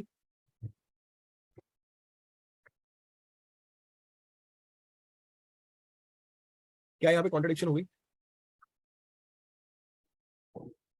बेसिकली मेरा जो सवाल है वो ये है, अगर मैं बोलूं कि ए और बी या ए और सी बी को मार रहे थे, ठीक है, और फिर मैं अगली स्टेटमेंट बोलूं कि सर ए और डी बी को मार रहे थे, तो ये तो प्रॉपर कॉन्ट्राडिक्शन है। मैंने पहले कुछ बोला और बाद में कुछ और बोला। अब ये वाले एग्जाम्पल में मैं बात को चेंज नहीं कर रहा हूं, मैं एक ओमिशन कर रहा हूं। तो क्या ओमिशन भी कॉन्ट्राडिक्शन है? Is omission a contradiction? Can omission be treated as a contradiction? Omission कर रहे हैं या उसमें मैंने जो सुना थोड़ी देर पहले वो इम्प्रूवमेंट मुझे लगा।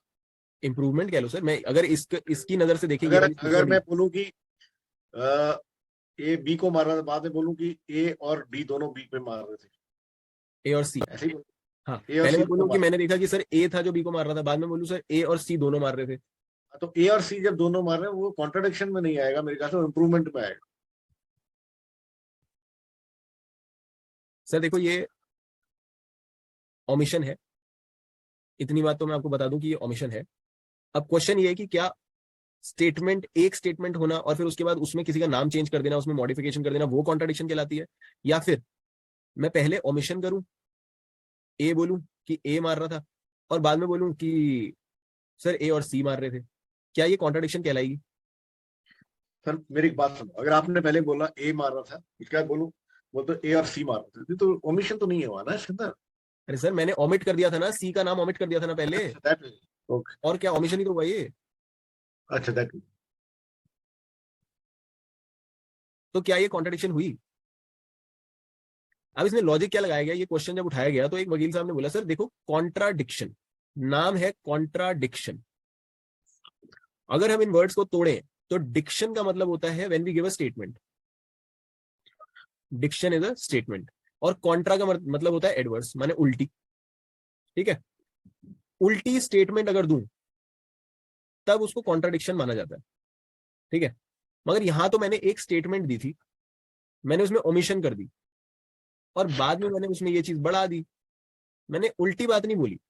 या तो मैं यहां पे बोलता सर मैंने सिर्फ ए को देखा बी को मारते हुए, A only, I saw A only killing B, और फिर मैं बोलता कि सर नहीं सी भी था, तो चलो हम मान सकते थे, मगर मैंने यहाँ पे ए बोला था, मैंने ये तो नहीं बोला था कि ए के सिवा और कोई नहीं था, मैंने ये तो नहीं बोला ना कि ए के सिवा और कोई नहीं था, सिर्फ ए ही बी को मार रहा था, मैंने बोला ए बी को मार रहा था, मैंने ये थोड़ी बताया कि उसके साथ कोई और नहीं था। आज मैं आपको बता रहा हूं सर ए के साथ सी भी था, मेरे लिए तो ओपन ऑप्शन होना चाहिए, तो क्या इसे हम कॉन्ट्राडिक्शन मानेंगे?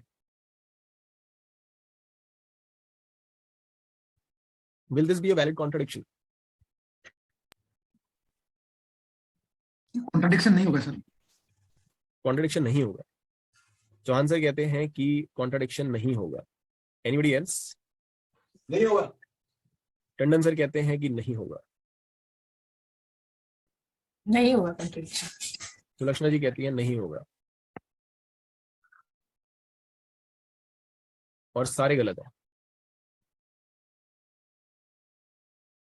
ये भी कॉन्ट्राडिक्शन मानी जाएगी, ओमिशन को कॉन्ट्राडिक्शन है। कैसे? ओमिशन कॉन्ट्राडिक्शन मानी जाएगी। अब कैसे, ये तो बताता हूँ। ओमिशन पार्ट ऑफ कॉन्ट्राडिक्शन है। ओमिशन भी कॉन्ट्रडिक्शन है ऑब्वियसली ना सर। मैं आज एक चीज बोल रहा हूँ, कल को मैं उसमें कुछ बढ़ा दूं, मैंने तो अपनी स्टेटमेंट चेंज कर दी, कॉन्ट्रडिक्शन ही तो है। कल तो आपने मुझे ये नहीं बताया था कि भाई वहां पे लाइट जल रही थी या नहीं जल रही थी, आज आप बता रहे हो। कल तो आप कह रहे थे कि वो गोरा है, आज आप कह रहे हो कि भाई वो तो गोरा नहीं है, वो तो काला है। मतलब उल्टी बात बोल रहे हो ना। कल तो आपने हमें ये नहीं बताया कि वहां पे 4 लोग और खड़े हुए थे, आज आप बोल रहे हो 4 लोग और खड़े हुए थे। कॉन्ट्रडिक्शन है ना। आपने अलग, पहले आप एक अलग सिनेरियो बताते हो, बाद में एक अलग सिनेरियो बना देते हो। चेंज हो गया ना सिनेरियो। मेरे इस बात में कितना डिफरेंस है कि sir A was killing B, जब मैं उस कमरे में गया ए वॉज किलिंग बी, और अगली स्टेटमेंट में बोलता हूँ A and C were killing B. मतलब मैं इतनी बड़ी बात बताना भूल गया कि मैंने 2 आदमियों को मारते हुए देखा या 1 आदमी को मारते हुए देखा, और बाद में मैं एक बंदा जोड़ देता हूँ उसके अंदर। ये कॉन्ट्रडिक्शन नहीं है। सर ऐसे केस में क्या करते कोर्ट, कौन सा स्टेटमेंट लेते हैं? इस केस में क्या करती है कोर्ट, ये कोर्ट ने बताया तहसीलदार सिंह वर्सेस यूपी में। Tehsildar Singh famous case. Versus UP, yes, landmark है। ईयर? ईयर मैं चेक करके बता दूंगा आपको। इसमें कोर्ट ने बोला कि आप कॉन्ट्रडिक्शन, ओमिशन को कॉन्ट्रडिक्शन कब मानोगे।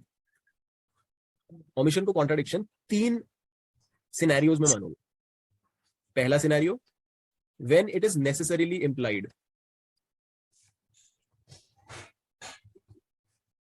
किसी चीज से कोई नेसेसरी इंप्लीकेशन निकलती है। अगर आपने एक स्टेटमेंट में बोला कि सर मैंने एक कमरे में ए को बी को मारते हुए देखा, एक कमरे की बात हो रही है। कितना बड़ा कमरा होगा भाई? ज्यादा से ज्यादा 10 बाय 10, 14 बाय 14, 20 बाय 20 का कमरा होगा। 20 बाय 20 के कमरे में आप बता रहे हो कि आपने ए को बी को मारते हुए देखा। अगर वहां सी भी था या कोई और बंदा भी था, आप मिस कर दोगे वो बताना।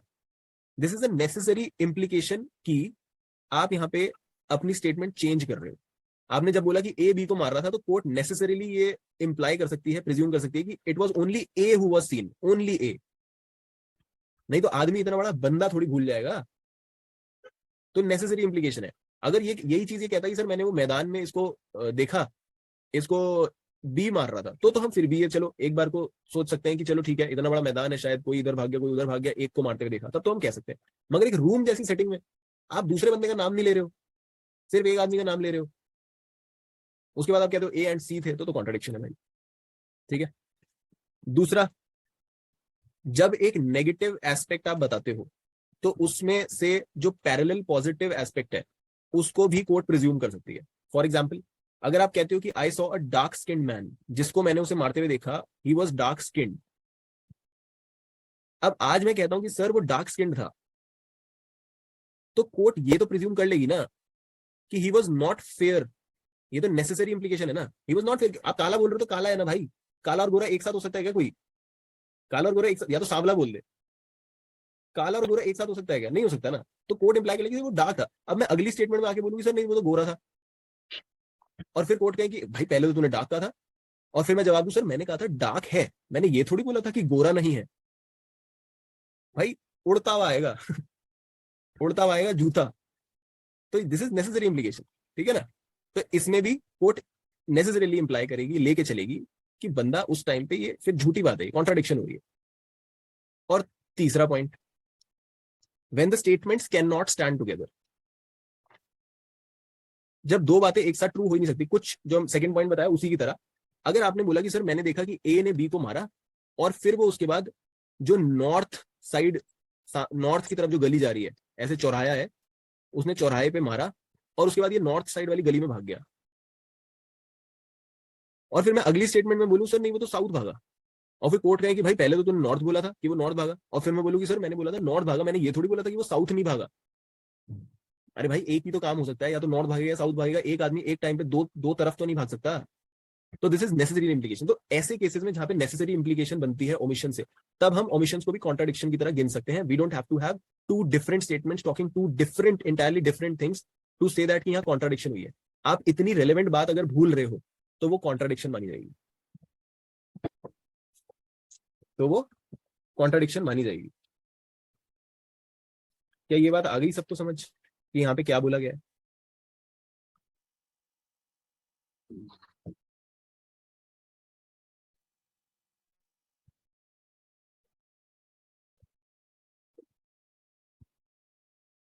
क्या ये बात पल्ले पड़ी है?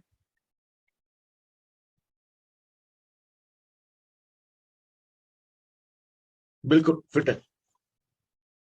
पल्ले तो बढ़िया, लेकिन इस पे बहुत प्रैक्टिस करनी इतना जल्दी आने वाली है सब। हाँ ये तो है।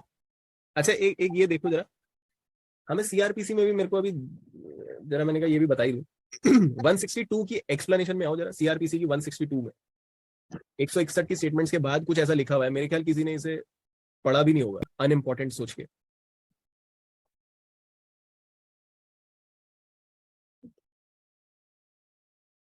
और जो मैंने अभी बताया उसकी लाइट में इसको पढ़ के कोई अगर सेंस बन रहा हो तो मुझे बताना।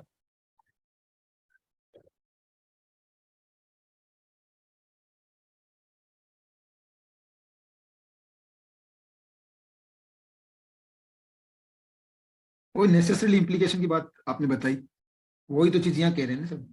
बस तो मैं यही कहना चाहता था, मैंने कहा एक बार सिग्निफिकेंट जो है वो same appears to be significant, ये दोनों सेम है।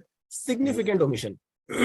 अब यहीं पे जहां पे इसने बोला कि सर जहां पे ये सी को डालना भूल गया था, जहां पे ये सी को डालना भूल गया था और बोला था मैंने ए को बी का मर्डर करते हुए देखा, अगर मैं अगली स्टेटमेंट में आके ये बोलूं कि सर देखो उस दिन तो इसने बोला था कि ए ने बी को मारा और इसने उसे उस कमरे में देखा, मगर इसने ये बताना तो ओमिट कर दिया कि उस कमरे में एक शीशा भी लगा हुआ था, एक गोल शीशा लगा हुआ था, इतना सुंदर शीशा ये कैसे भूल गया बताना। क्या ये ओमिशन मानी जाएगी? क्या ये कॉन्ट्रडिक्शन कर पाऊंगा मैं? नहीं मानी जाएगी। This is not significant, no necessary implication can be derived.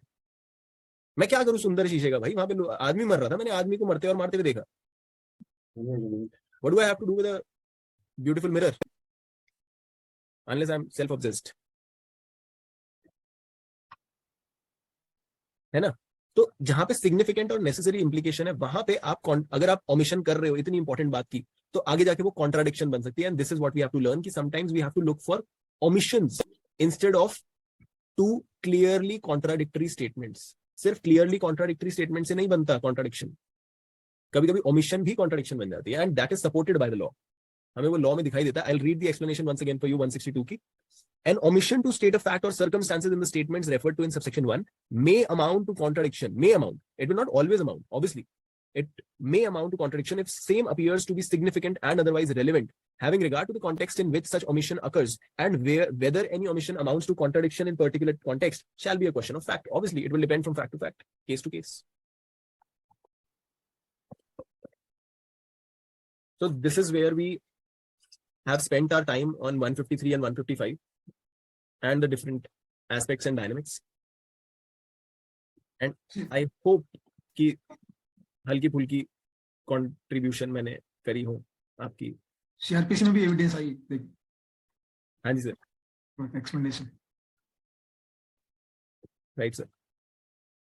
So I hope 153 155 पे थोड़ी बहुत क्लैरिटी आई होगी। I hope we have excellent. Thank you sir. 153 आज जाके काफी क्लियर हुआ।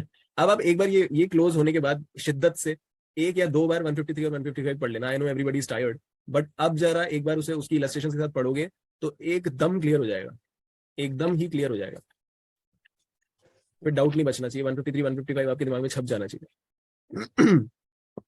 ठीक है। 153 की हमने इलस्ट्रेशन पढ़ी थी नहीं, सर 2 घंटे निकाल लिए तो 1 मिनट ये भी पढ़ लेते हैं।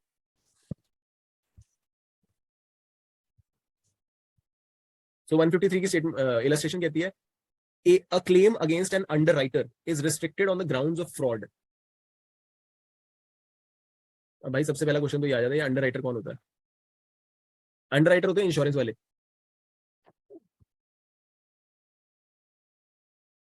An underwriter, there's an underwriter and a claim against an underwriter. मैं हूं, ठीक है, मेरा नाम है आर। आई हैव क्लेम्ड, मैं क्या क्लेम करूंगा? इंश्योरेंस क्लेम करूंगा। इंश्योरेंस क्लेम किया है अगेंस्ट एन अंडरराइटर कि सर मेरी गाड़ी जल गई, मेरी कार जल गई, मेरे को इंश्योरेंस का पैसा दो, I want money. And the claim is resisted on the ground of fraud. Insurance वाले मुझे बोलते हैं कि सर ये तो फ्रॉड कर रहा है, इसने गाड़ी खुद जलाई है अपनी, ये कह के रिस्ट्रिक्ट कर रहे हैं, हम कोई पैसा नहीं देंगे, आपने खुद अपनी गाड़ी जलाई है भाई, ठीक है। The claimant is asked whether in former transaction he had not made a fraudulent claim. इससे पूछा जाता है कि आप पहले भी ये fraudulent चीजें करते आए हो क्या? ऐसी fraudulent काम करते हुए आए हो क्या आप? तो वो कहते हैं the evidence is offered to show that he did make such a claim, the evidence is inadmissible.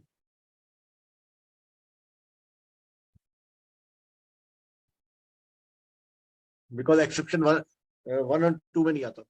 1 और 2 में नहीं आता, आप जबरदस्ती उसके पीछे नहीं पड़ सकते उसके कैरेक्टर को लेके, ठीक है। मगर मुझे ना इस इलस्ट्रेशन में एक पंगा लगता है, मुझे बार बार पढ़ के लगता है, मुझे अभी तक इसका आंसर नहीं मिला कि यहाँ पे तो हम क्लेमेंट की बात कर रहे हैं यार, ये विटनेस थोड़ी है।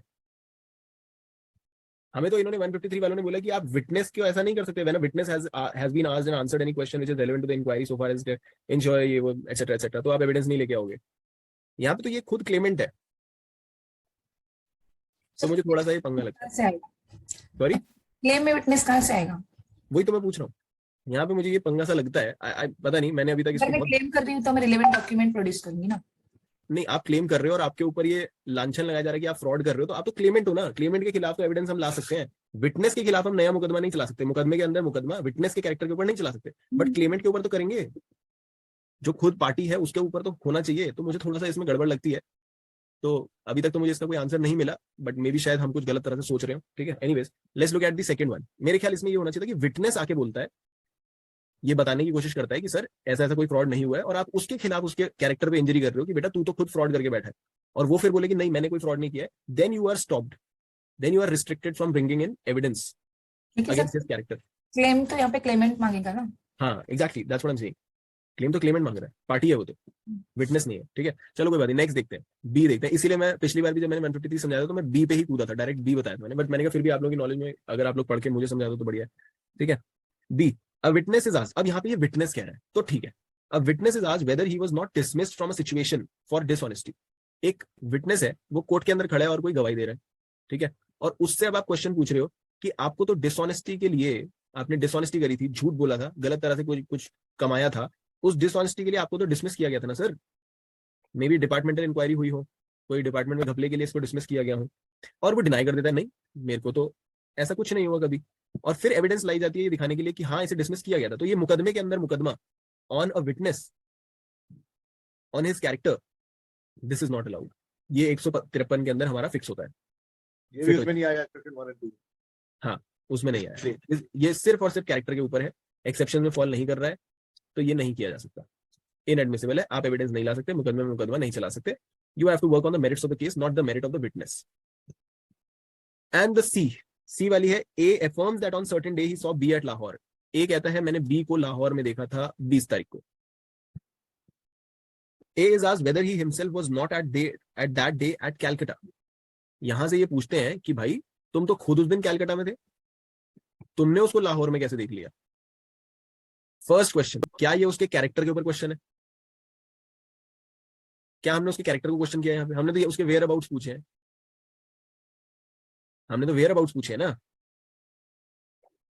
तो ये कैरेक्टर पे क्वेश्चन है ही नहीं। तो जब कैरेक्टर पे क्वेश्चन नहीं, हमें तो 153 ने कैरेक्टर के खिलाफ कॉन्ट्राडिक्शन में एविडेंस लाने को मना किया है, ये तो रेलेवेंट फैक्ट है। तो इसके खिलाफ अगर एविडेंस आती है, evidence is offer to show that A was on that day at Calcutta, उसने डिनाई किया मैं कैलकाटा में नहीं था, हम एविडेंस लेके आ रहे हैं ये दिखाने के लिए कि तू कैलकाटा में था और तू झूठ बोल रहा है। ये सेक्शन 11 आ गए हैं, एलिबाई वाला। हाँ वो एलिबाई बन गया। The evidence is admissible not as contradicting A on a fact which affects his credit but as contradicting the alleged fact that B was seen on the day in question at Lahore. ये तो relevant fact के ऊपर है, injuring character वाला scene है नहीं इसमें, तो हमारे ऊपर रिस्ट्रिक्शन भी नहीं है। एक चीज बताओ, आपने 153 में क्या बोला कैरेक्टर के ऊपर? सर लाइन पढ़ो, कैरेक्टर 153 की शुरू कहां से होती है, क्या बोलती है? अच्छा ठीक है, ठीक। As far as it tends to shake his credit by injuring his character. तो यही तो पॉइंट ही सारा ये है ना, कैरेक्टर को प्रोटेक्ट करते हैं ना ये सेक्शंस, तभी कह रहा हूँ इन्हें बार बार पढ़ना पड़ेगा, नहीं तो हम भूल जाते हैं हम किस चीज के बारे में बात कर रहे हैं। ये लाहौर वाला एडमिसिबल कैसे होगा? लाहौर में उसके आपने कैरेक्टर पे कब उंगली उठाई? क्या आपने उसके कैरेक्टर पे उंगली उठाई है? पढ़ के देखो, क्या ये क्वेश्चन एज टू कैरेक्टर है कि तू लाहौर में था या कैलकाटा में? जब आप डिसऑनेस्टी की बात कर रहे हो, फ्रॉड की बात कर रहे हो, किसी को फ्रॉड कह रहे हो या डिसऑनेस्ट कह रहे हो, तो उसके कैरेक्टर पे जा रहे हो। टंडन साहब, ये तो फैक्ट की बात है। मगर उसके वेयर अबाउट्स पे बात कर रहे हो तो कैरेक्टर की कहां बात आई? राइट, ये किस में एडमिसिबल है? एडमिसिबल है, रेलेवेंट फैक्ट है तो एडमिसिबल है। 11 में एलिबाई। एलिबाई की बात होती है 11 में। तो 153 के हमने इलस्ट्रेशन भी कवर कर लिए. I hope there is no doubts now. कोई डाउट्स है? D भी देख लो. A is asked whether his family has not had a blood feud with the family of B against whom he gives evidence. He denies it. He may be contradicted on the ground the question tends to impeach his partiality. रंजिश थी ना, impartiality वाले में आ गया, ये exception में fall कर गया, तो हम इसको क्वेश्चन कर सकते हैं, एविडेंस ला सकते हैं. एविडेंस एडमिसिबल होगा, एक्सेप्शन में आ गया, राइट. इसी तरह से ये जो अपना था लाहौर वाला रेलेवेंट में आया, लाहौर वाला रेलेवेंट में आया ना सर, क्योंकि वो कैरेक्टर पे क्वेश्चन नहीं है. 11 में ना. हाँ,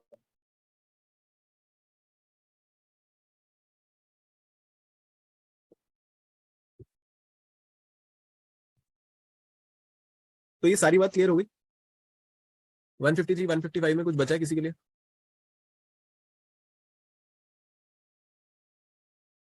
अब मेरी रिक्वेस्ट पे बस आप एक काम कर देना, अभी पढ़ लेना इन दोनों को, अभी पढ़ लेना, और ग्रुप पे अंगूठा भेज देना कि पढ़ लिया और समझ आ गया. ठीक है, I will expect from those who are present in the class, क्योंकि भूल जाओगे, पक्का भूल जाओगे. ये जो लाहौर वाले के नीचे लिखा है, each of these cases of witness might. आवाज नहीं आ रही सर आपकी, आपकी आवाज नहीं आ रही. In each of the cases जो लाहौर वाले के नीचे लिखा है, the Hmm. witness might, if his denial was false, be charged with giving false evidence. Right. 153 ने आपको रेमेडी दी है ना, आप कैरेक्टर के ऊपर नया मुकदमे के अंदर तो नहीं चलाओगे, किसी के खिलाफ एविडेंस नहीं लाओगे, मगर आपके पास एक रेमेडी है. अगर आपने ये देख लिया कि वो झूठ बोल रहा था, तो उसके खिलाफ परजरी का मुकदमा कर सकते हो. वही चीज बोल रहा है वो, कि इन सारे मुकदमों में अगर आप ये दिखा दो कि वो झूठ, हालांकि आपका एविडेंस एडमिसिबल नहीं हुआ, जहां वो उसका एडमिसिबल नहीं है, वहां पे जहां पे उसका डिनायल झूठा है, जहां पे वो झूठ बोल रहा है. अगर आप आज कोर्ट में झूठ बोल रहे हो, एक सिचुएशन है आप कोर्ट में झूठ बोल रहे हो, ठीक है, नहीं, ये जो इलस्ट्रेशन में दिए हैं कि एडमिसिबल नहीं है, शुरू के जो 2-3 एग्जांपल दिए, उसके अंदर आप करोगे ये क्या बोलते हैं, चार्ज विद फॉल्स एविडेंस.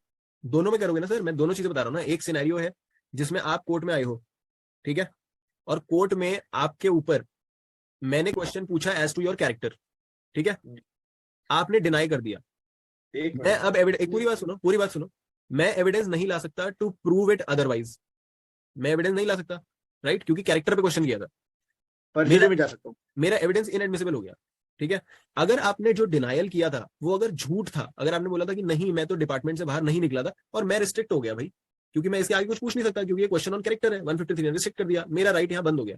मगर अगर ये डिनायल आपका झूठा था तो मैं बाद में परजरी पे जा सकता हूँ. नाउ द नेक्स्ट सिनेरियो, आपको मैंने पूछा कि सर ऐसा ऐसा, आपसे मैंने कोई क्वेश्चन पूछा जो कैरेक्टर से रिलेटेड नहीं है, ठीक है. मैंने पूछा उस दिन आप कैलकाटा में थे या आप दिल्ली में थे. आपने बोला भाई मैं कैलकाटा में नहीं था, मैं तो दिल्ली में था, ठीक है. मैं एविडेंस ला सकता हूँ कॉन्ट्राडिक्ट करने के लिए, क्योंकि ये कैरेक्टर पे सवाल नहीं है, तो I am allowed to bring evidence to contradict you, because this is on facts not your character. मेरा एविडेंस एडमिसिबल होगा इस केस में, राइट. अगर मुझे पता चला कि आपने जो डिनायल किया कि नहीं मैं दिल्ली में था कोलकाता में नहीं था, अगर मुझे पता चला कि आप कोलकाता में थे, मैंने ये प्रूव कर दिया, तो भी मैं आपके खिलाफ मुकदमा ला सकता हूँ परजरी का. तो डिनायल के ऊपर परजरी का मुकदमा दोनों केसेस में आ सकता है अगर आपका डिनायल झूठा निकले, राइट. तो एक बार पढ़ के मुझे अंगूठे जरूर भेज देना, right. Nandini is already dazed out. चलो ठीक है, thank you so much, I will see you in the next class. Thank you, sir. Good night sir. Good night, bye bye.